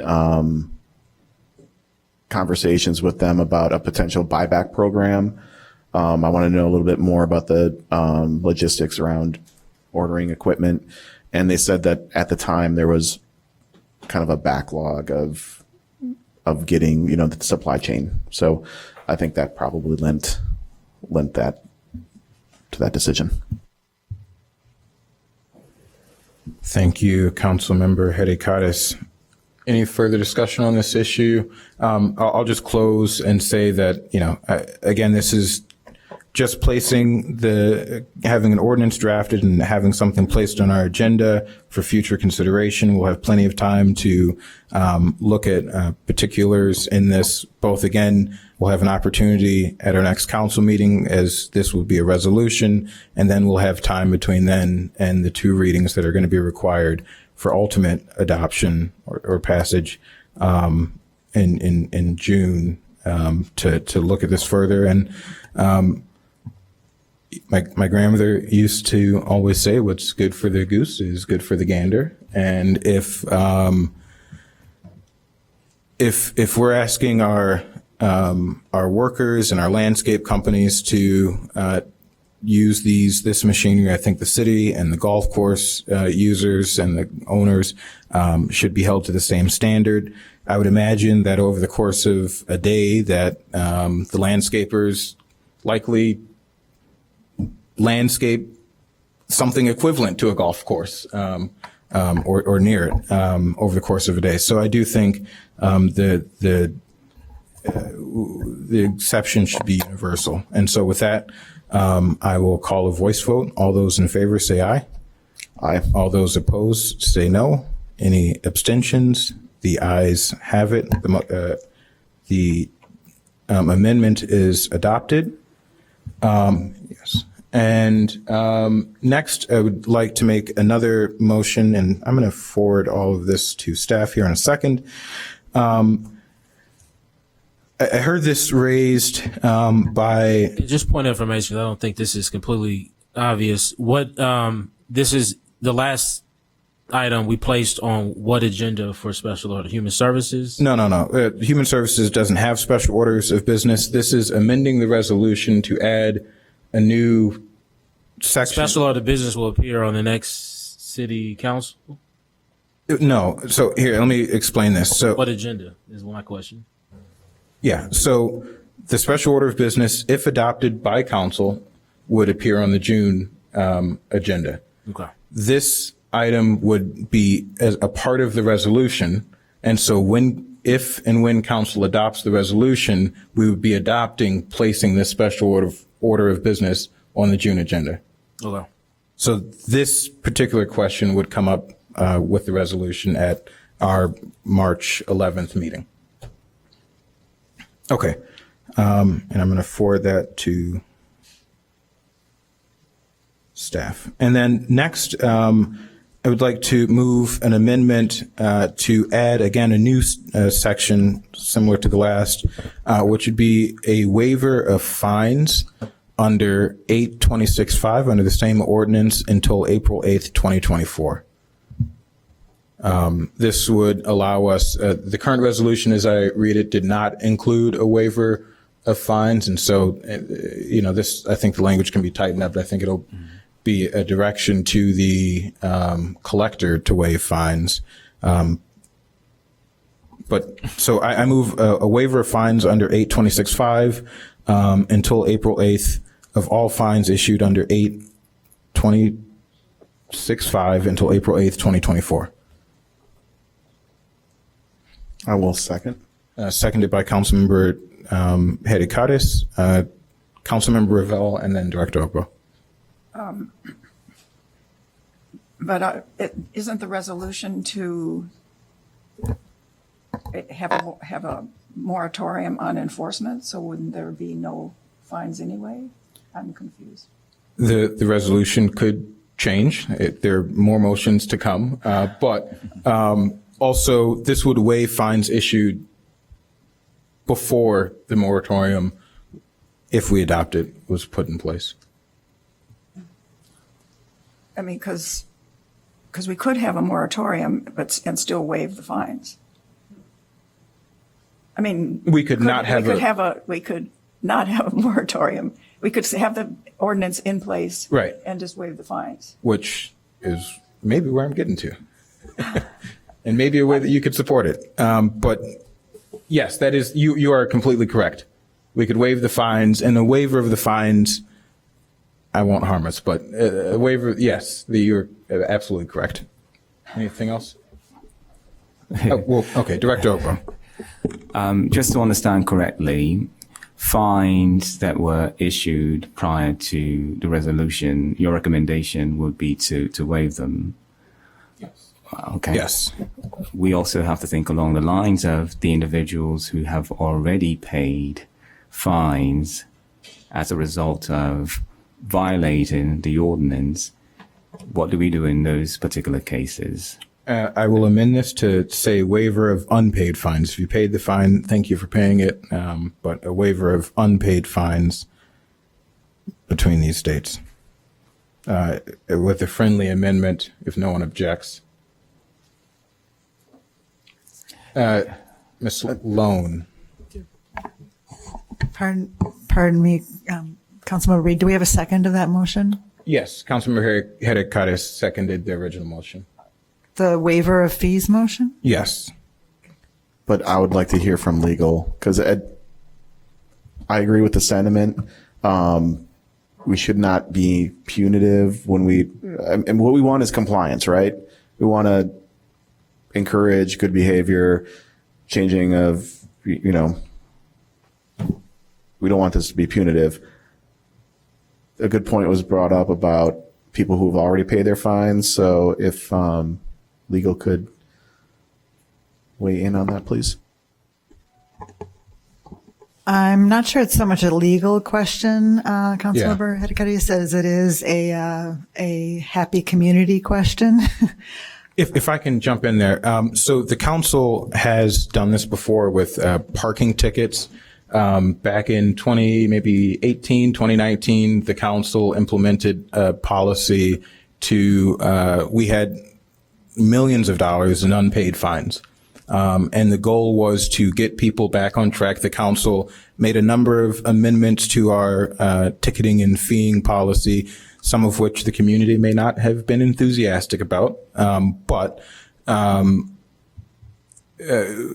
also, in order to get people up to compliance, we gave people a grace period to pay fines without late fees. I believe we waived a certain number of fines. And there are people who paid their tickets before we did this and may have thought, shucks, if I had just waited a bit, I could have gotten a bit of relief. And so this has been common. This has been something the council has engaged in before. And I think I would recommend going down this route temporarily to potentially leave the ordinance in place, but without being punitive while we figure the rest of this out. Councilmember Haddock-Cuttis, if I didn't call on you already, your light's on.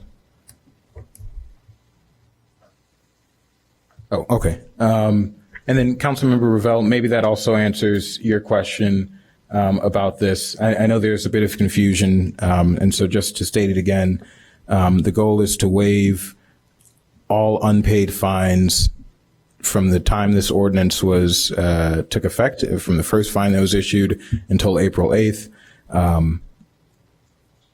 That's it. Okay, with no further discussion on that. Oh, did you have your hand up, Councilmember Harris? I cannot see your hand for some reason. It's not popping up on the screen. Go ahead. I'm going to struggle with that just because people did the right thing. They're penalized. So I don't know how we make that right. And I understand in 2018 we made some concessions, but I'm struggling with that. I'm the precedent advisor for Oakton. I always look at what does that mean? In the future, does that mean people now won't pay their fees till later because they think we might change our mind? So I don't know how to rectify that in my mind that we would go either way with that. I like the waiving the fees, but the implication of those that have paid, yeah, I don't like that. I'm happy to, if there is support, if we want to return money that folks have paid, maybe staff can indicate if they know roughly how much we've collected in fees and fines, particularly fines related to this? That's a nightmare. To be completely honest, that would be an administrative nightmare for us to gather information on those who've paid and return checks to the individuals. We just simply don't have the capacity to conduct such. Manager Stowe. Thank you. I just wanted to share Councilmember Harris's concerns too, that it potentially penalizes folks that did pay the fines already. And the other thing is, in 2018, as I recall, with the parking citation amnesty program that we did, we waived like late fees and interest and penalties, but we still ask people to pay the actual citations, if that makes sense. So it's slightly different concept. Thank you. Councilmember Ravel. I'm sorry, Councilmember Harris, you still have the floor. Yeah, thank you so much. So have late fees been associated with these fines? Have we done that? We don't have any late fees with this particular ordinance. The fine structure is staged based on the number of occurrences from 1 up to 5 and subsequently, with various fines attached to each stage. So there's nothing like a 5% late fee, 15% late fee, no. Okay. Okay, thank you. I'll yield. Thank you. Just quick point of information on that point. What is the fee associated with registering as a landscaping business in the city of Evanston? I'll have to look through that. I believe it's $100, but don't quote me on $100. And then what is the cost? What is the fee for the first violation? The first violation, I believe, is $100. Maybe up to $250. Well, then, would it be to achieve the fairness that Councilmember Harris is looking for? Could we, if we were to do this waiver, could we credit? If the first violation is $100 and the license fee for next year is going to be $100, could we credit? Because I'm sure we have to know that a certain fee or fine is associated with a certain landscape business. I would assume. So the version in which you speak of is if we license landscapers. In this particular situation, we register landscapers. So it's something that we'll have to review and get back to you, but I don't have that information on the tip of my fingers. Thank you. Councilmember Ravel. So given that the underlying resolution is to basically suspend enforcement of the ordinance from March 18th to April 8th, your amendment there would be no tickets issued during that period. So your amendment is trying to retroactively relieve people of the burden of paying the fines that they incurred last year? ? Yes, that would be the impact of it. And how are there a lot that didn't get paid? I'll have to look at our data to answer that question. But when this was reviewed early this year, we had what I will consider a significant amount that has been unpaid. Whether they've paid it since then, I'm not certain, but it's something that we can review and get back to the committee. So basically, this would be retroactively suspending the whole ordinance up to from the beginning, practically. Based on Councilmember Reed's proposal. If I can characterize it. April 1st, 2023. Yeah, if I would not characterize it in that way, and if we were to move forward with, this and not the, original language in the resolution, I think that enforcement still happened in that someone from the city, it was still the law of the land. Someone from the city said, hey, you can't do this. And the only difference is us looking at how we whether it is necessary to penalize someone at this particular time in order to get our message across. So it doesn't change the law. It doesn't change the fact that folks have been issued, they won't be able to say, I haven't been issued my first warning yet. You've been issued your first or maybe second citation. And so certainly any subsequent citations will be at, if you've racked up 3 already and we waive those 3, your next one is still 4 and you'll still pay the fine associated with that 4th fee. And I think that's important to keep in mind. I'm sorry, Councilmember Harris. All right. We got people looking out for your hand. Thank you, hand looker outers. So I'm trying to rack my memory for the bag, people not switching over to bags and charging for bags. Were tickets given for that to businesses? Not initially. We provided notice of violations, but from my recollection, I don't believe we sent anyone to administrative adjudication for not complying with the ordinance at that time. Okay. And then, but in this instant, we did. We fined people right away. Or was there a period where there were warnings and we didn't send people to adjudication? I'm just trying to understand. When I'm looking at equity, I need to understand it all. So the way that the ordinance works is if a landscaper violates the ordinance initially without any other violations, that's pretty much a warning. Subsequently, if the landscaper violates the ordinance for the first time, actually in this case the second time, it's $100 fee, up to 5, or subsequently we'll get up to $250. Right. So we did a warning. So we Right. didn't just go into, I'm just trying to get clarity. If we Right. didn't charge our businesses for bags right away and we knew they were in violation, we had some that got caught being in violation. Right. They got warnings. So we're saying we did the same thing for our landscapers. Right. Okay. I just wanted to be clear. So the way it works is if we get a notice that there's a violation, we observe the situation at hand. And if there's indeed a violation, we make them aware of the violation by providing a notice of violation and give them a time period by which to correct such. And of course, we use education as a tool as well. As Councilmember Harris indicated, our goal is not to be punitive, but to educate individuals about whatever the ordinance is.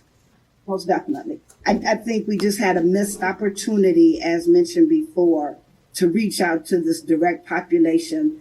And we learned that, Councilmember Reed and I learned that with the restaurants, where we had to have a sit down with the restaurants, right? Because we talked to everybody, we talked to the residents, but we didn't talk to the direct people who it affected. So I think we just missed an opportunity. Everybody in this room is human. And so we just missed an opportunity, and we apologize for that missed opportunity. How do we move forward making it? Thank you. Thank you. I see Councilmember Herdicas's light on, but if we can maybe take a vote on this and continue. Yeah, I think I just want to make the comment. The piece about the golf courses and everything, I felt very strongly about. Been thinking a lot of up till this meeting. I'm going to vote no on any further amendments just to keep things clear going forward. I could support it in the future, but I need, the whole idea of who's paid, unpaid. If they were all unpaid, that'd be an easy, rollback. But I think I'll be no on the further amendments, but something we should definitely consider. All right. With that, I would like to amend this to just a waiver of fees between the date of, I believe it is between, so I amend this to a friendly amendment if possible, to only waive fees between March 18th and April 8th. So if there are no enforcement activities. Well, I don't think there should be no enforcement activities. And so that's the next place I'm going. Okay. Maybe I should have done that first, but I think we should waive fees between March 18th and April 8th. Can folks get behind that?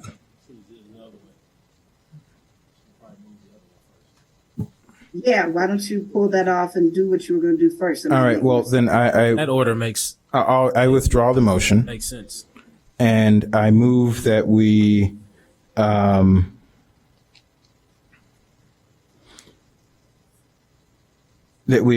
the language to, instead of saying temporarily suspend enforcement of City Code 826.5, that it simply read that we waive fines related to enforcement of City Code 826.5 from March 18th through April 8th.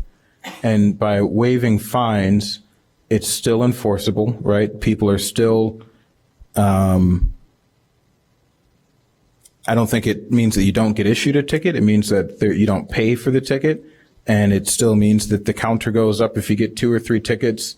Once this period is over, then you would still be at whatever counter you are and have to be liable for any subsequent fines at the amount that would normally be assessed. Is that clear? So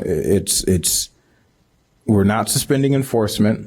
We're just suspending the penalty, but still issuing notices and tickets indicating that the law has been broken. Is there a second to that? I will second to have debate. Second, moved by Councilmember Reed, seconded by Councilmember Harris. Any discussion on that? I hope Councilmember Burns. I just think if there's a way to move both of these along, I could. What are you saying? That encapsulates everything. So that one motion. Well, I was going to say, I don't want to amend. I think what we have before us is different from what you're proposing. And Correct. So, right. And so. Well, it's same effect. The effect is that. No, I know. Go ahead. Yeah, I guess I need to think about it some more, but I don't want to. I think it's important, and they still can. They'll see the records, but that council consider the proposal that has been brought to us. But if this could also be considered at council, which either way it can, I just want to point out that I think it's important for us to consider the proposal as is, but also to consider alternatives. And hopefully we can get all of that in front of council. That's what I would prefer. But that's not too Yeah. Any other discussion on this? I will share that I will. I don't think we should have a pure moratorium on this, and I do think that we should stand by the law that we enacted and gave 18 months of notice for.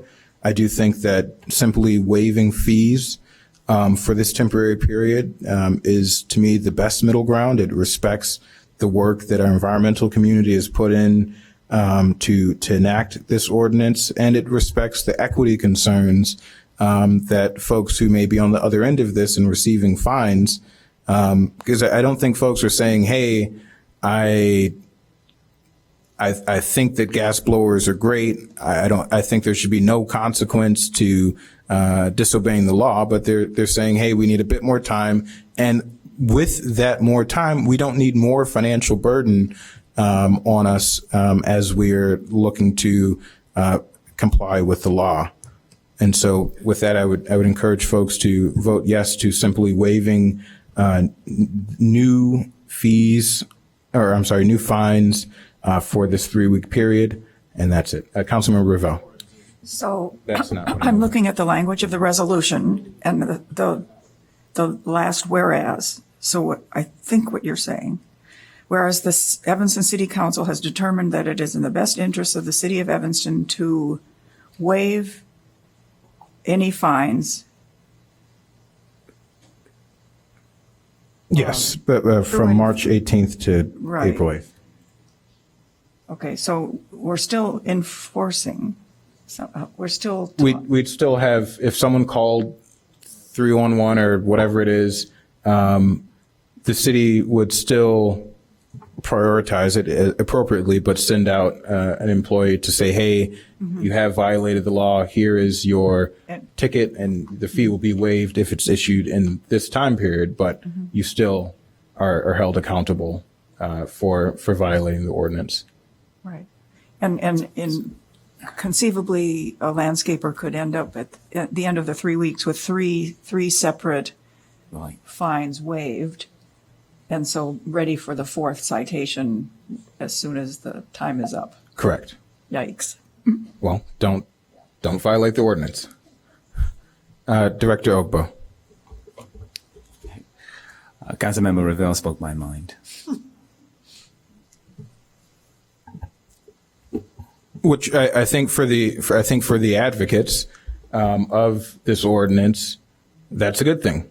We're not financially burdening folks for this 3 weeks. It gives us some time to figure out our program, but also we're still enforcing the ordinance. And if you continue to just blatantly ignore our ordinance, you will be held accountable as if there was no moratorium. So I think it's a good middle ground. I would urge adoption. Councilmember Harris, I saw your hand this time. Thank you. So a couple questions for you since this is your amendment. The April date is because of what? Can I understand why that date was selected? The April date was shared with us because that is the beginning of the season, if you will, when folks start. Yeah. Okay. I like that we go out. We still keep tally of what that looks like, but I am worried about what that means.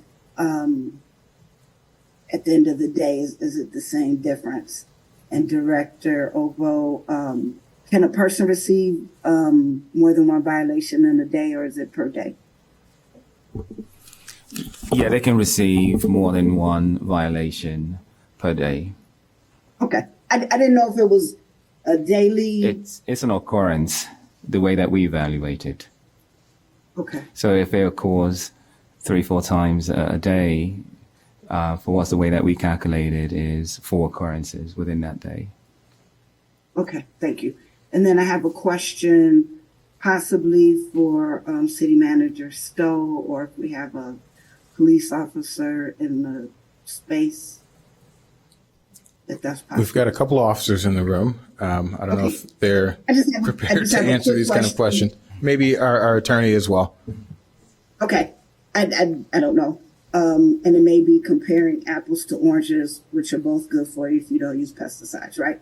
So if I park my car and I stay there all day, do I get a ticket if it's a 3-hour area, or do I just get one ticket because I haven't moved my car? Just wondering.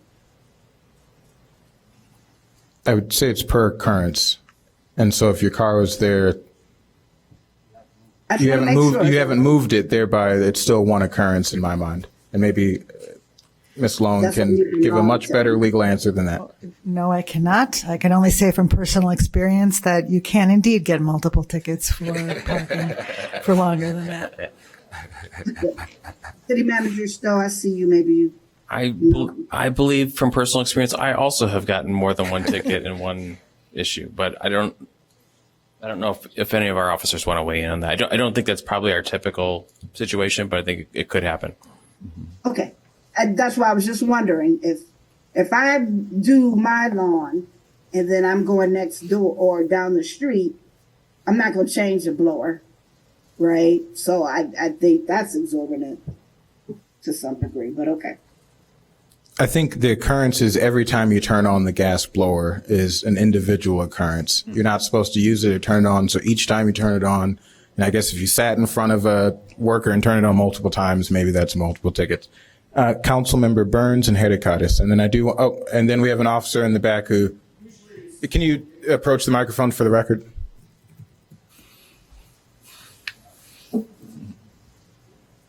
Usually it's the location of the occurrence. So if the leaf blower violation happens at an address, Right. the address is the occurrence of the violation, and that's it. If he goes 2 doors down or a door down, then it's another address. Therefore, that's another occurrence or location. That's how they usually enforce it, is by the address. Just to Right. No, clarify. thank you for that. Councilmember Harris, anything else? I was just gonna say, can you tell me about parking? That's parking enforcement. Yeah, the police. POs handle that, not the police. Okay. Councilmember Burns, then Heracottis. I just wanted to quickly say, I think everybody is where they're going to be on this. So I'd like to, I'm not gonna call the question because I don't do that, but would like us to vote. Okay. But Councilmember Hedekatis, if you had. All right. With that, I will, all those in favor say aye of the amendment. All those opposed say no. No. And any abstentions, the noes have it.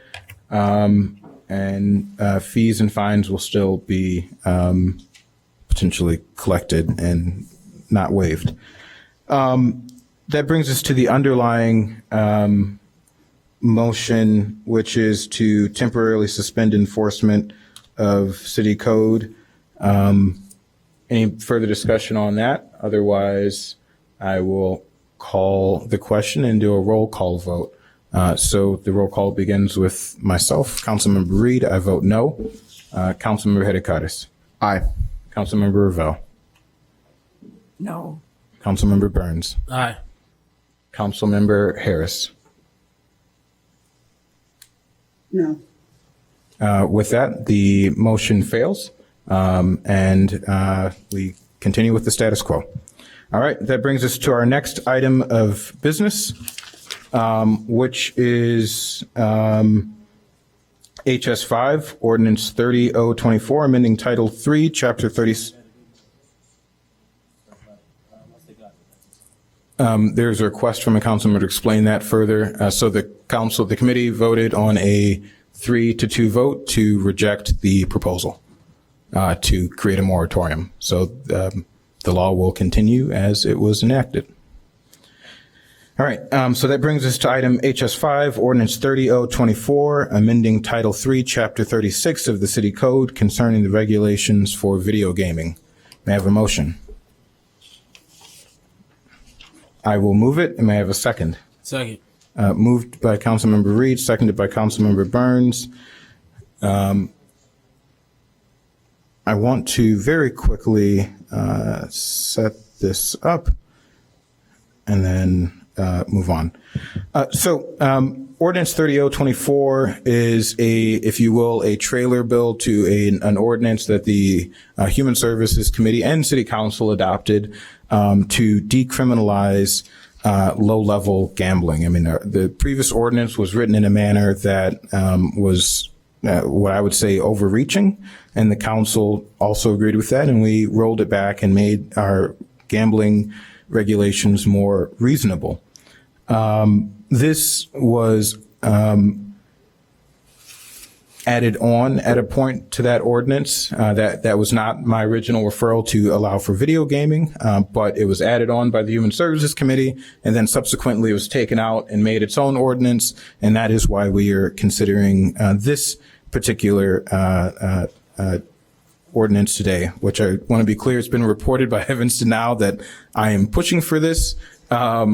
As I've said to Mr. Beatty and others who support this, it's not my intention. I have personal moral objections to gambling. I think we're good. I have personal moral objections to gambling, but I think. And I think this is similar to cannabis for some folks. Some folks have shared, that they have personal moral objections to cannabis use. And the reason I make that comparison is because the state of Illinois has passed a law that says that certain organizations are allowed to use gaming terminals. And I guess we will pause we'll take a 2-minute recess.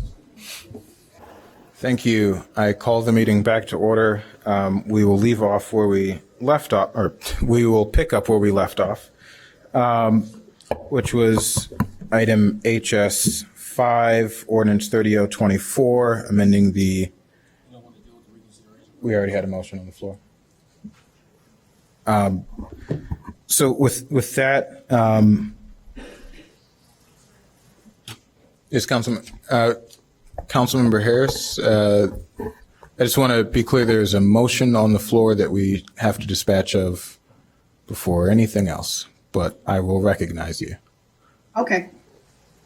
But I do have something, so, okay, Okay. thank you. Okay. We can let that motion fail, team, if we need to take care of other stuff, but, okay, thank you. Say it again.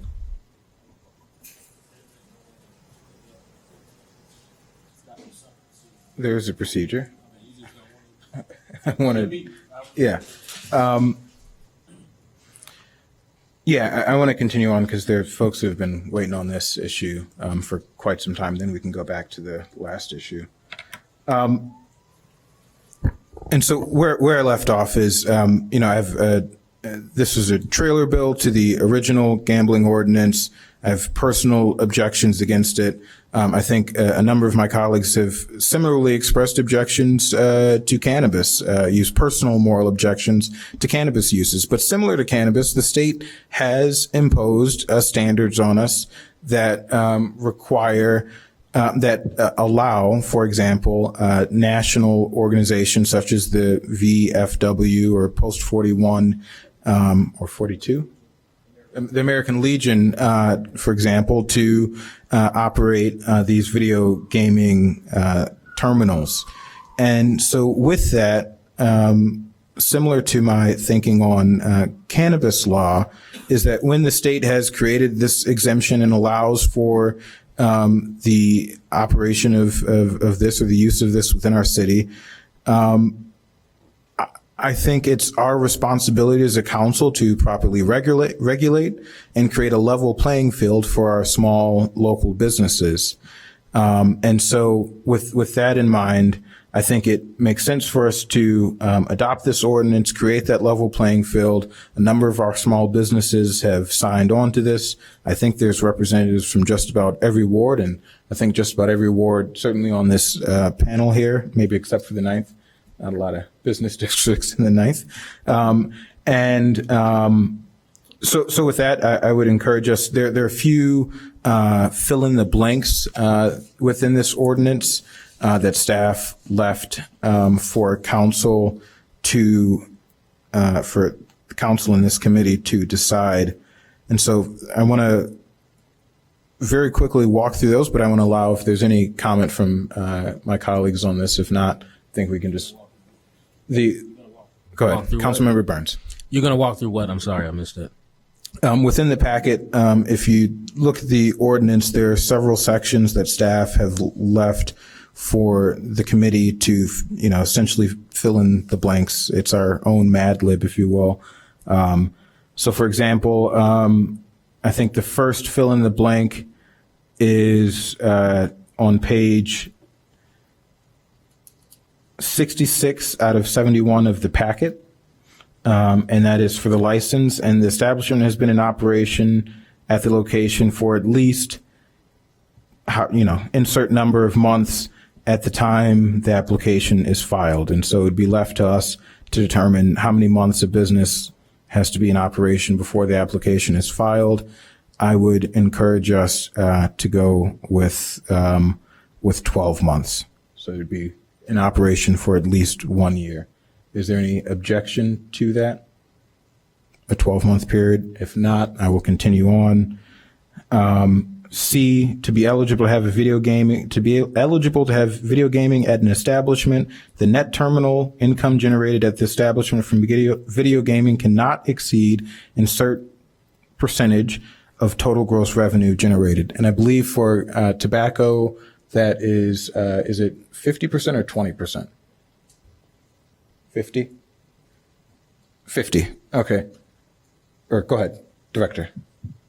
You have to look into that to make sure if it's 50. And I think, Councilman Ravel, you have a point of information. It is 50 to your knowledge? I just remember it was 50%. So my question is, do we have an idea of what other communities are doing in terms of these kinds of questions? We do. Maybe not on that particular question. I don't have it in front of me. But certainly, I don't know if, Rob, you've looked at some of the ordinances, if you want to respond to that. Particularly the question about the limitation of income. Do you have an answer on that? What other communities are doing? I do not. Okay. I have the ordinance for Niles. I sent you the ordinance for Niles and the ordinance for Morton Grove. And they're pretty, spelled out in there. The response that we're getting, sorry for the record, is that an ordinance for Niles and Morton Grove were shared. I think we can get these filled in between, we can review that. I think using the tobacco marker is, for me, seems logical, that you wouldn't want it to exceed 50%, but certainly interested in looking at more. Are you turning your light off, or are you kind of re-engaging I it? guess I would think it's different from selling tobacco. Certainly. I guess I would want it to be a smaller percentage. I'm happy to go with 25% as a placeholder for now, and we can have staff look into that. So that would be item C, and I'm sorry, this is, okay. That'd be 25% of the total gross revenue, and we will flag to look at other communities. And then D is the establishment must meet the requirements in section 3B, 2, unless the applicant is also currently a majority owner of an existing business at another location that has been in operation at least, I would say, fill in the same to keep consistency, 12 months, which is what we, without objection, agreed to earlier. And then video gaming net terminal income at the other business location did not exceed, I would say, again, keeping the same numbers, the same 25% there as well.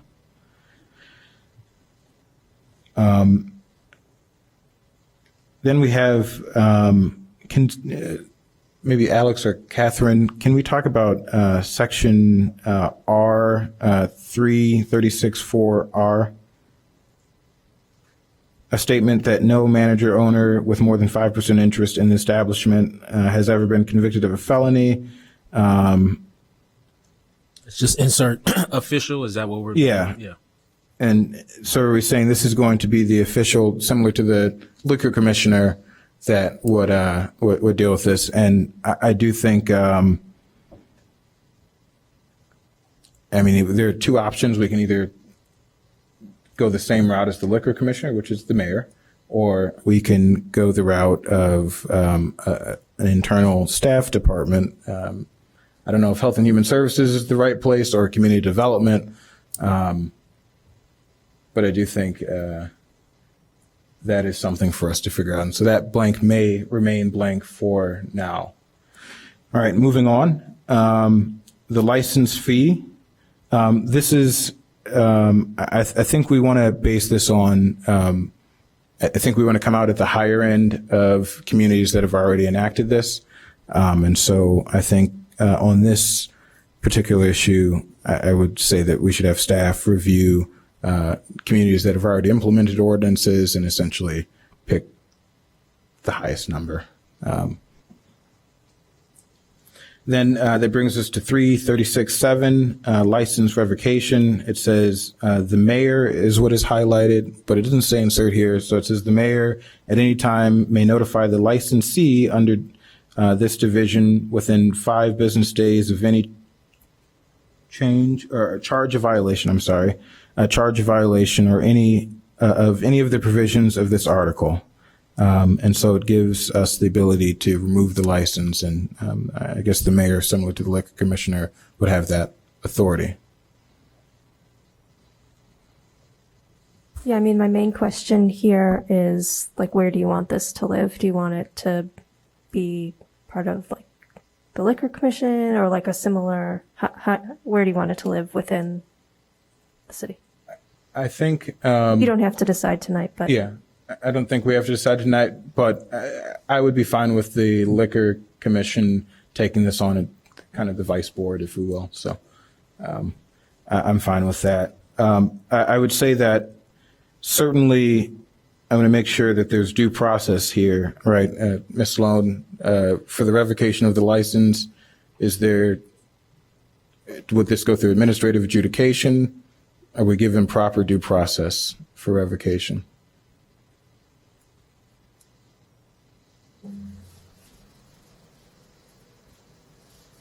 My reading of this proposed section is that there would be a hearing. Okay. Oh, yep. After hearing, yep. Okay. So there's due process there. Wonderful. That brings us to 336.8, limitation of number of video gaming licenses.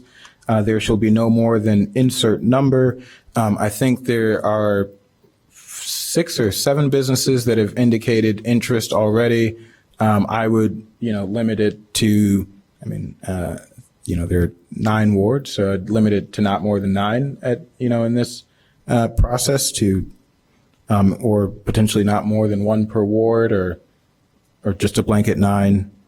Is there a preference on that particular issue as to the number of licenses to be issued? Without objection, I'll say 9. All right. Limitation on number of video gaming terminals on premises. There should be no more than between 1 and 6. Did you flip your light on? Okay. I did flip it off. I was just going to ask if for 336.8, if we wanted clarity as to whether or not that would be in addition to the VFW or the the entities that are allowed to apply for direct licenses, such as the VFW, or if that's including. And I'm sorry, I keep saying VFW. It's the American Legion Hall, to be accurate for the record. I think it should be inclusive of that. Although I guess maybe we don't have control over those licenses, so maybe it's not inclusive of that. Would the logic would entail? Yeah, I think that answers the question. And then without objection. And then on to the next is there should be no more than 1 through 6. I think this council tends to like middle of the road, so 3. No more than 3 per location. I don't know if there, but we can certainly look at this more when it comes back. But I think a good placeholder will be 3. And those are the questions that are left unanswered in the ordinance. So with that, I will make a motion to all of the amendments that we just discussed there to be piled into one and have this updated. This is only for discussion today, and so it'll come back for action at our next meeting and then move forward to council thereafter. And so I'll move that we update the ordinance with the direction that we just provided. Is there a second?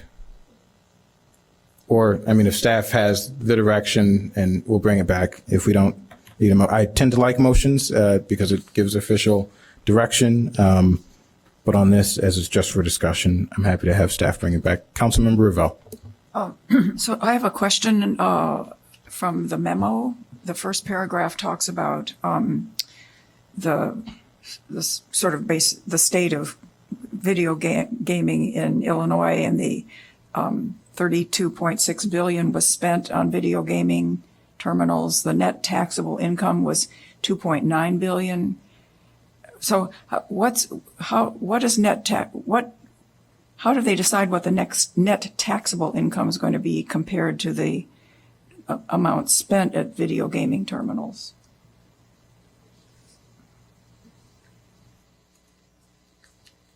I personally have no clue. I have no idea how they'd figure out that number. Okay. I'm just wondering if the net taxable income is based on the amount of money people have lost at the gaming machines.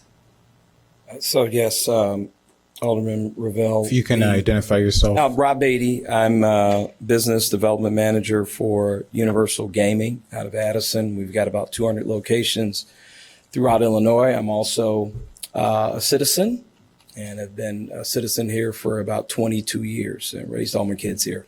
So anyway, to your question about how the breakdown of the tax for the net terminal income. So let's say you have 3 machines, they make $10,000 here at the VFW or at the American Legion.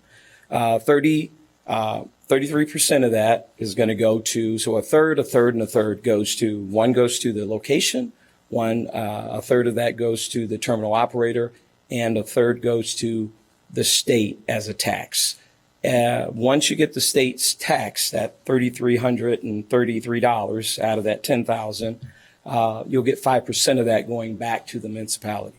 And you might say that's a low number, but I guess, municipalities were kind of sleeping when they did this back in 2009 because they probably want a bit more. And that's why, somewhere like Chicago is looking, not having it in all of their communities because it's the amount that they're getting back. So it's 5% that goes back to the municipality. Does that answer your question for the tax?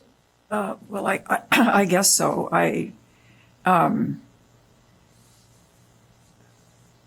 So if I have a video gaming terminal in my business, yes, and people come in and play, and they spend $100, let's say. Mm-hmm. So, and I guess I'm so not. So it's a $4 max bet. So if you put $20 in the machines, all the machines have, cans of cash in them. Mm-hmm. So you've got an ATM, it's got a little voucher system. So the way that it works is if you win, by just hitting a button. So these are the same machines that are in Vegas. Mm-hmm. So these are Vegas style slot machines. Right. And we have more in Illinois than we have in Vegas. Mm-hmm. So it's 47,000 and almost 200 in county. And I didn't know this 3 years ago. So this was all new to me 3 years ago. But the way that the machines work is, yes, there's funds in. So we put those funds in as a company, and you bet on whatever game it is, whether it was, Ghostbusters or whatever, and you're hitting a button and you hit and you win. You could win up to, on that $4 bet, you can win $7,000. I've seen people win that amount of money. But of course, the odds and the algorithms for doing that are, all systems based. But there are about 10 companies in Illinois. We're a top 10 company. We're about 8 in the state with 200 locations. And you've got some that are higher tier than that, but everybody runs by the same rules. What you need to know is that the IGB, just like you have your camera here, all terminals have a Cat 5 into them that information goes right to the state. So it's reported on a minute by minute basis. The big gist of it for me is that these business owners have an opportunity to have another accessory in their locations. So somewhere like Firehouse and Ridgeville Tavern, we have put together a 2-year pilot saying, hey, these 5 places plus the American Legion, maybe we can get some data out of that, but the city can collect. The city will get their 5%. They can also charge for the video gaming terminals. They can charge a gaming license fee. For someone like Niles, I happen to know their numbers. I think it's $250 per machine. So if you have, 3 machines, you can add that up. If you have a gaming license for Niles, I think it's $1,500. And some are more exorbitant than that, but that's about the average that you're going to make for the gaming terminals as well as the gaming license. And then that third piece of revenue that the city is going to get is the 5% that comes back from the state. And I believe you get that in a check quarterly. So I'm just wondering how much how much the customers are gambling versus how much, what percent in general do they actually win back what they've bet or more? I'm trying, how guess much, the how odds much are they is gonna, what. yeah, the odds. Yeah, I'm not an odds guy, but people like to hit the buttons. Vegas is doing very, very well. Yeah. Right. Yeah, I guess I'm just not convinced that that's how I want to have the city get its revenues. Understandable. Thank you. Are there any further comments on this issue? One thing I think I heard is that from my reading of this isn't designed as a pilot or as an ordinance where, after 2 years, the council would have to review it or look back at it. And I do think that is something that I'd like to see written into it. Whether it is written as a pilot, that might complicate things. I think maybe writing in specifically after 2 years, the council will review the policy and consider its continuation, rather than a pilot that automatically expires. And Councilmember Burns, I think you were flipping on your light. I don't know if it's leveling the playing field, unless I'm misunderstanding you, because American Legion isn't a business. They're an organization, so not for profit. So it's like I think they have a liquor license. Is that not accurate? Well, I'm just saying we're leveling in for-profit businesses to a non-for-profit business. I don't view it in that. I think view it in that way. I think in that particular way, I think I see it as, if it is going to exist, though, not that we're trying to level the playing field necessarily, but just if it is going to exist, we should at least consider whether or not it makes sense for it to exist in other business or in businesses in Evanston, which is how I'm approaching this, slightly different. And which is why I'm happy to, I'm someone where I'm always, when it comes to certain issues, I'm always happy to forward it to the full council. I think this is another one of those issues where, especially with the new information about the state law and how it impacts American Legion's ability to move forward with this, I think it's, and then also, what the community stands to benefit from taxing it, it's at least worth a consideration of the full council, and we can take it from there. I'd like to just move it forward as is, and then without amendments, and we can let the full council have that discussion as they'll want to do anyway. But I'm happy to move the proposal forward as is, just so we can. As a point of information, this is on the agenda for discussion, and I'm sorry, happy to have it come back to. Yeah, and as is would.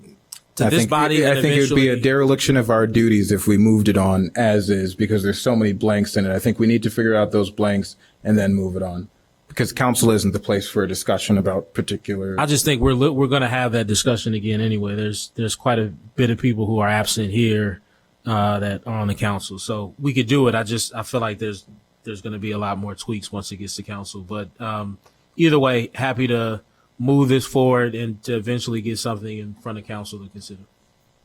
Okay. Any further discussion on this item? I think I'm going to request a motion I'm going to make a motion to fill in the blanks, because I do think, particularly with it being for discussion, if we can't get those amendments in to get just a blanket ordinance to look at, maybe it ain't worth bringing the ordinance back. So I'm going to move that we amend the language as presented to fill in the blanks as we discussed today, and as staff has taken note of, to give staff direction to bring back the ordinance to our next meeting as And just as point of discussed. information, if we're going to do that, I would ask that we repeat the changes. Yes. I will very quickly go through to repeat the changes. So as far as how long a business would have to be in operation before they would be eligible to apply for this license, the business would have to be in operation for at least 1 year, 12 months. As far as to be eligible, that the video gaming machines cannot exceed 25% of the gross revenues generated by the business. That is 336.3C. The next blank is that, again, that they'd have to be in operation for at least 12 months. So if someone owns one business in Evanston and they want to open it up, have video gaming at a new establishment that they open, their original business would have to be open for 12 months. Same as, Real quick point of information on one of the last ones. The idea being that in some places you could just have video gaming and maybe alcohol sales or something like that. But in Evanston, we're doing it differently, where it would need to, at least as proposed, it would need to be in a restaurant or. the thing is that you couldn't open up a casino. You can't just open up a business that is just having gaming machines. It would have to be a portion of your business, but not. Because I know in other places they literally they establish the business, and because I've talked to Rob about this, with the idea of this is a gaming place, but we also have liquor sales, et cetera. So it doesn't sound like we're setting this up in a way that would lead to that. No, that is not the intention. May I speak? Absolutely, yes. Okay, so so what you're referring to was gaming cafes. Okay. And just being a citizen here a long time, I don't think that that's appropriate here. Yeah. I wouldn't want it. Wouldn't want it here myself. I don't care what kind of business it brought to me, but the way that we were bringing gaming was as an accessory. Mm-hmm. And this is not the feature. Okay. I'm not setting up just a drinking place and with gambling. Right. Exactly. Yeah. But we're setting up something. If you go to their places, they have video games in their places. So they are already set up for some type of amusements. So you go there for your beverage, you get your favorite meal, and you might want to play, the machines there. But that's what we're talking about as an accessory. And this is not a feature in their establishments. They've been there for a long time. Yep. Thank you for that. Yeah, I was because we're talking about kind of floor area ratio or however it's presented. I just think it's important to note that percentage of gross income. Percentage of gross income. Sorry, I was thinking that maybe we should consider that instead of gross revenue, but which is why I brought that up. But okay, all my questions are answered. Thank you. Okay, and then finishing out, the only other blank was what department would or what official would deal with this, and I think we had some consensus on this being an added responsibility of the Liquor Commission and the mayor as the liquor commissioner. And then license fees, the instruction of staff was to look at other communities and go make a recommendation toward the higher end for license fees. And I think that, and then the last two are the limitation on the number of licenses. We discussed a limitation of 9 as a filler, and then a limitation on number of gaming terminals per location, and we discussed 3.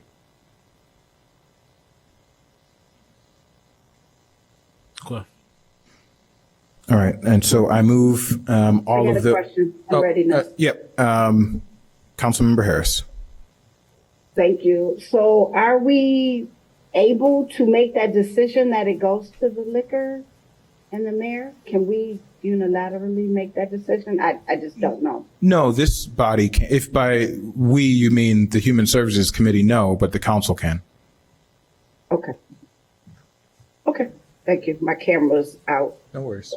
Thank you. Okay. Thank Okay, so I move. Real quick, so when you say the mayor and the liquor commission, we're not talking about 3-36-7. That already says the mayor. We're talking about our. Both. Okay. I think it was highlighted as the mayor because it doesn't have to be the mayor. The establishment may apply for a certificate of rehabilitation from the city, from the mayor. From the liquor commission. From the liquor commission. Okay. The mayor's responsibility would be to notify if someone has violated the ordinance as the liquor commissioner or as the mayor. Sorry. The liquor commission may consider the nature of the offense, the length of time since the offense, all of that we're saying the liquor commission is going to handle. I'm talking about R now. If we're talking about R,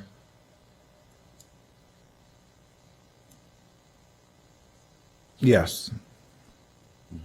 Do they do that already? Do they consider if I think they adjudicate liquor issues with liquor licenses. do they do that? Yeah. Okay. Director Ogbo. I'm sorry if you were done speaking.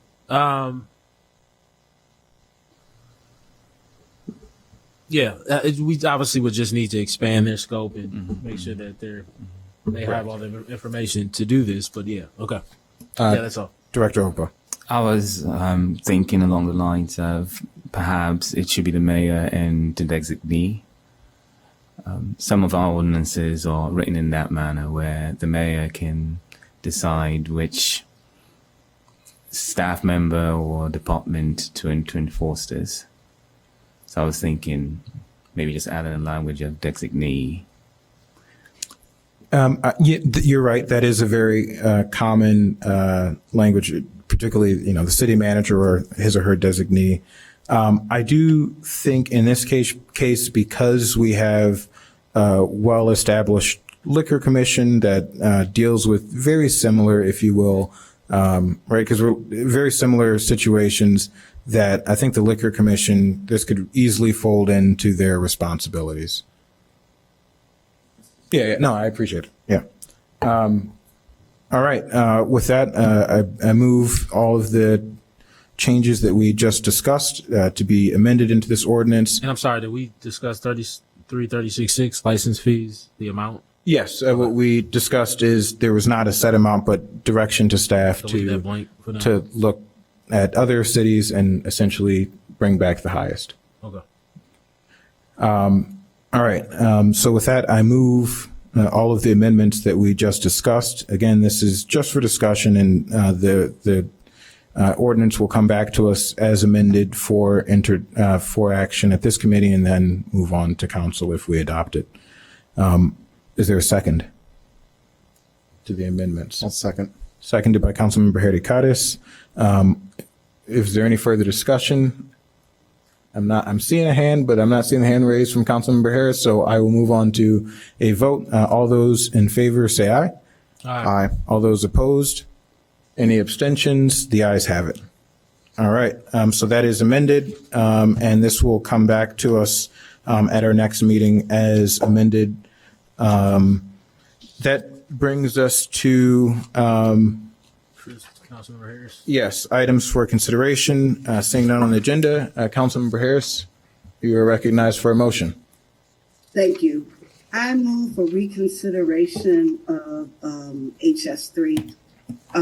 Being very clear and honest, there was some confusion in my mind, and that's why you should always try to be in the chambers to understand what's going on. But I think there was too much going on, too many amendments, and I'd really like to bring HS3 back to the table. All right, so are you moving that we bring HS3 back as amended?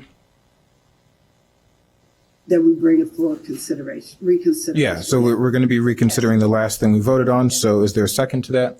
I'll second. Seconded by Councilmember Herrera-Cadiz. We are bringing back Resolution 21R24 as amended prior to the last vote. Now I'm going to have a roll call on the reconsideration. Councilmember Herrera-Cadiz. Aye. Councilmember Ravel. Yeah, we're voting on the reconsideration now. Councilmember Ravel. Councilmember Burns. Aye. Councilmember Harris. I saw, yep, aye, and then I am an aye on reconsideration. All right, so that brings the resolution back to the floor where we left off.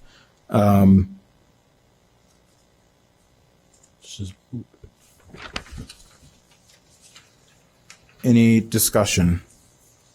Councilmember Burns. Yeah. So the only thing I would ask, obviously, with a change of vote, this is going to pass, and so I would like to. I mentioned this earlier, but I want to make sure that we use the time in between meetings to reach out to all the landscapers who are registered to the city of Evanston. And particularly the Evanston-based businesses, because I understand, Director Ogbo, from comments you made earlier, that everybody on the registered list is not necessarily an Evanston-based business. I believe you said about 35% are, but I'd like to reach out to that group to better understand, but between now and the next meeting, how long they think they need to implement these changes, and then also understand what type of subsidy they may need. And everybody may not need a subsidy. Maybe some people just need time. But I'd like to, I want to make sure that we're reaching out and at least having everybody that's willing to participate answer those two questions. So I don't know if that needs to be,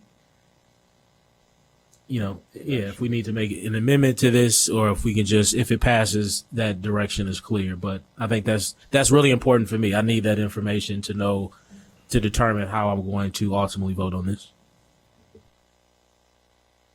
Any further discussion on this item?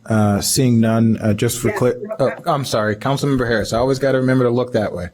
I know I lost my hand watchers.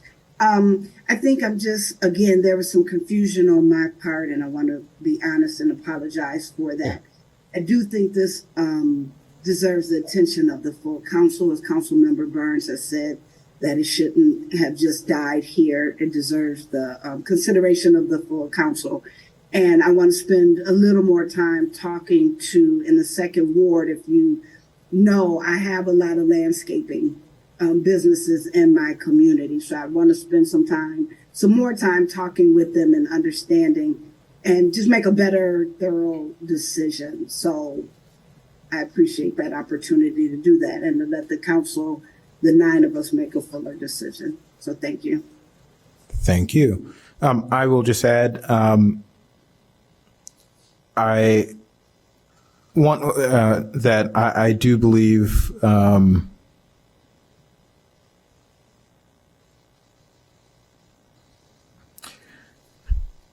I do believe, the council adopted this law and gave an 18th month period before before it was enacted and before enforcement took place.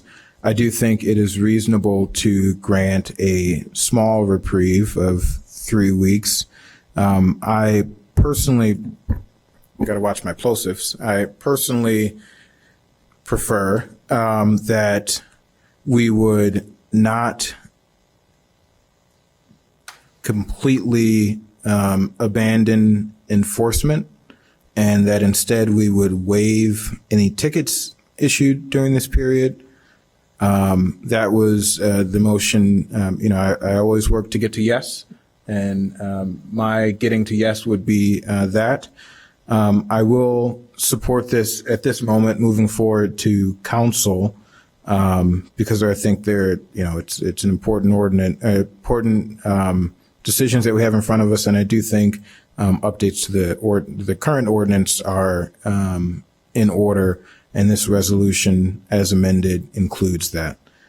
So at this moment, I will support it to move forward to council, and I would really like to see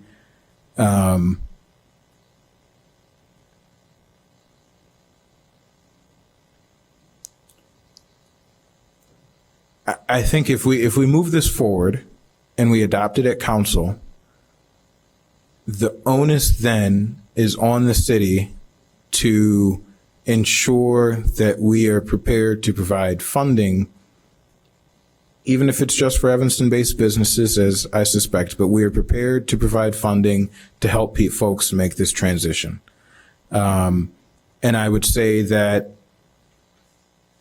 if we do that, which I think is the right thing to do, and I think our city finances are in a place where we can do that, I think it sets a precedent that I think is important and that I think should be honored, that as we are making the transition to a clean energy economy, and I think this is a good precedent, that the city needs to be prepared to have funding set aside with any change that we make, whether it's the electrification ordinance for new buildings and getting rid of natural gas connections, or whatever else our minds dream up, or the think tanks dream up. I think we need to be prepared to have funding set aside to help folks who cannot who cannot meet the financial burden. Councilmember Hericares and then Burns. I thought discussion was over. Well, if we're ready to vote, we can. I think we're ready to. Go ahead. The Director Ogbol, if we can also, I asked, brought this up at our last meeting. I think we got a little closer in the memo, but if we could just further investigate the full costs of implementation. And so members of our community, Mr. Elliott and others, have proposed kind of mobile charging stations. We've talked a lot about the charging station, like in the vehicle itself, but I think the one that Mr. Elliott had was, he walked in here with it, and I would imagine it was operational. Show us. He was ready to turn it on. So I think we need to investigate those further, obviously, for their practicality. And then it was one other piece too, and that's all. I can't remember the last piece, but yeah, if we can just look into. Oh, and the other thing too is from talking to one of the larger landscapers, they said that they actually don't charge, on the go. They had to make some modifications to, I think they said their electrical panels or something like that back in their headquarters. And so now they're set up where they have a bunch of batteries, which is again why I want staff to follow up on costs, to understand, to really understand what batteries cost in different types. But, they have a lot of batteries that they take with them on the day that last the whole day. And, they said they have about two blowers per crew. And, so I was able to get a lot of information from them, but if we can kind of separately verify some of those things and understand what the upgrade costs are going to be if you wanted to go that route and upgrade, your, electrical panel or whatever you need to in order to support, a charging station at your facility, what those costs will be, as well as the mobile options. And again, Mr. Elliott and others have proposed different options. Yeah, we can definitely do some more assessments regarding various types of leaf blowers and the batteries. But we also have to keep in mind that this item is going to City Council on the 11th, which is next Monday. But we would try to see as much information that we can gather within these few days to perhaps incorporate in a memo going to City Council regarding your request. Yeah, and like I said, the biggest thing is what is an upgrade cost?